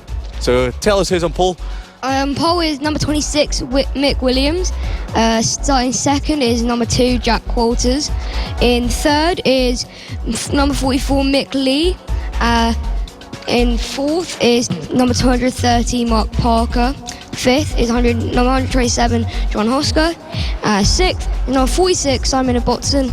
And his seventh is number 76, Adrian Ems. And the last person on the grid is number 24, Paul Quarters Jr. Absolutely brilliant. Thank you very much for that, Finn. So it's going to be a fantastic battle out there between Jack Qualters and Mick Williams that we hope is carrying on their battle from round number 1. So hello to Russell Morgan, who can't make it out here at the moment, but he joined us in the commentary box at Clandow over there in South Wales. So we're missing you here, Russell, so make sure you can get back for round number 3 for the mini F1 Sidecar Championship, where you can mix it up with the likes of Mick Williams, Jack Qualters, Mick Lee for the start of the grid. We have Danmar back in the commentary box. Well, 8 laps in Prospect End for the start of the final race of the day. Again, third and fourth place, very eager to get away. The start light seems to make people very jumpy, it seemed, but they're all underway into turns 1 and 2 for the first time. They don't go the way you think they go, though. They turn left and then right at turn 2, so they miss out the infield entirely. Mick Williams leads the race, perhaps unsurprisingly. Second place for Jack Qualters, third for Mick Lee. Further back, it becomes a bit of a challenge because John Hosker's managed to make some very good progress, and Mark Parker has gone onto the grass. Also running wide is Simon Ibbotson aboard the 46 machine and sidecar passenger.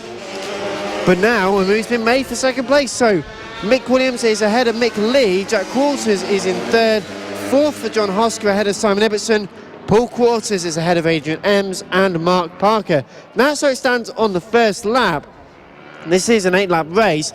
The pace is so quick, though. Fighting at the very back, Adrian Ems and Mark Parker making the move. It just about stuck, and in fact is through. So Adrian Ems keeps the position after all. But Mick Lee had the fastest lap on the last lap. Suspect won't have the same on this one. Challenged hard by Jack Qualters into the final corner. Yeah, Jack Qualters unfortunately losing out there to Mick Lee in the previous lap, but Mick Lee making a lot of progress and looking very comfortable in second spot at the moment, just kind of gapping Jack Qualters at the moment. As we said, John Hosker's moved his way up to fourth spot, but the race at the moment, the race of the day at the moment, has got to be from Paul Quarters Jr., who started at further down the grid in 8th spot and has moved his way into 6th position and really mixing it up with the runners and riders towards the bottom end of the timing sheets at the moment. So as the riders come through the final corner, we've got Jack Qualters shaping up a move on Mick Lee into turn number 1. Does it go for it? Not quite yet, but yeah, shaping up a move for the next couple of corners. And he's not the only one shaping up. Adrian Ems attacking Paul Quarters Jr. and Mark Parker. Yeah, just watching these sidecars trying to make moves. It just, I've never actually been raced one of these, but it looks like it must be really hard to make overtakes in these mini F1 sidecars. Now Jack Qualters is up to second spot ahead of Mick Lee. Yeah, we've got to try ourselves out in a sidecar at some point soon. It looks like a lot of fun. So Jack Qualters is up to second spot. Can he make an inroad into the lead of Mick Williams? Now his lap times have come down since he made the move. He's gapped Mick Lee already, but we've got to see if Jack Qualters can make any inroads. There's only 4 laps to go, and it's 4.3 seconds between Jack Qualters and Mick Williams. Contact between Simon Ibbotson, and it looks like Paul Quarters 2-4 and 4-6 over the line. It's Paul Quarters and Simon Ibbotson. They're rubbing side to side. Through again goes Paul Quarters up to 5th place. Simon Ibbotson was not going to take that line down into the back straight, and they're going to attack once more, but 3 laps left to go. Mick Williams, a emphatic leader, is only 4.1 seconds ahead of Jack Qualters with the new fastest lap, 35.920. Mick Lee in 3rd place. 4th place is John Hosker. 5th place is where it all starts to get a bit tasty because Paul Quarters is through, but again almost contact between Simon Ibbotson and Adrian Ems for 6th place into the final corner. Poor exit from Ems. Mark Parker tries to go up the inside now, down towards turns 1 and 2. Very challenging even for these sidecars with a very bumpy braking zone. 2.5 laps to go. It's not an awful lot amount of time with the rest of this race. Jack Qualters, though, still 2nd place, quite happily out there with 2 laps to go.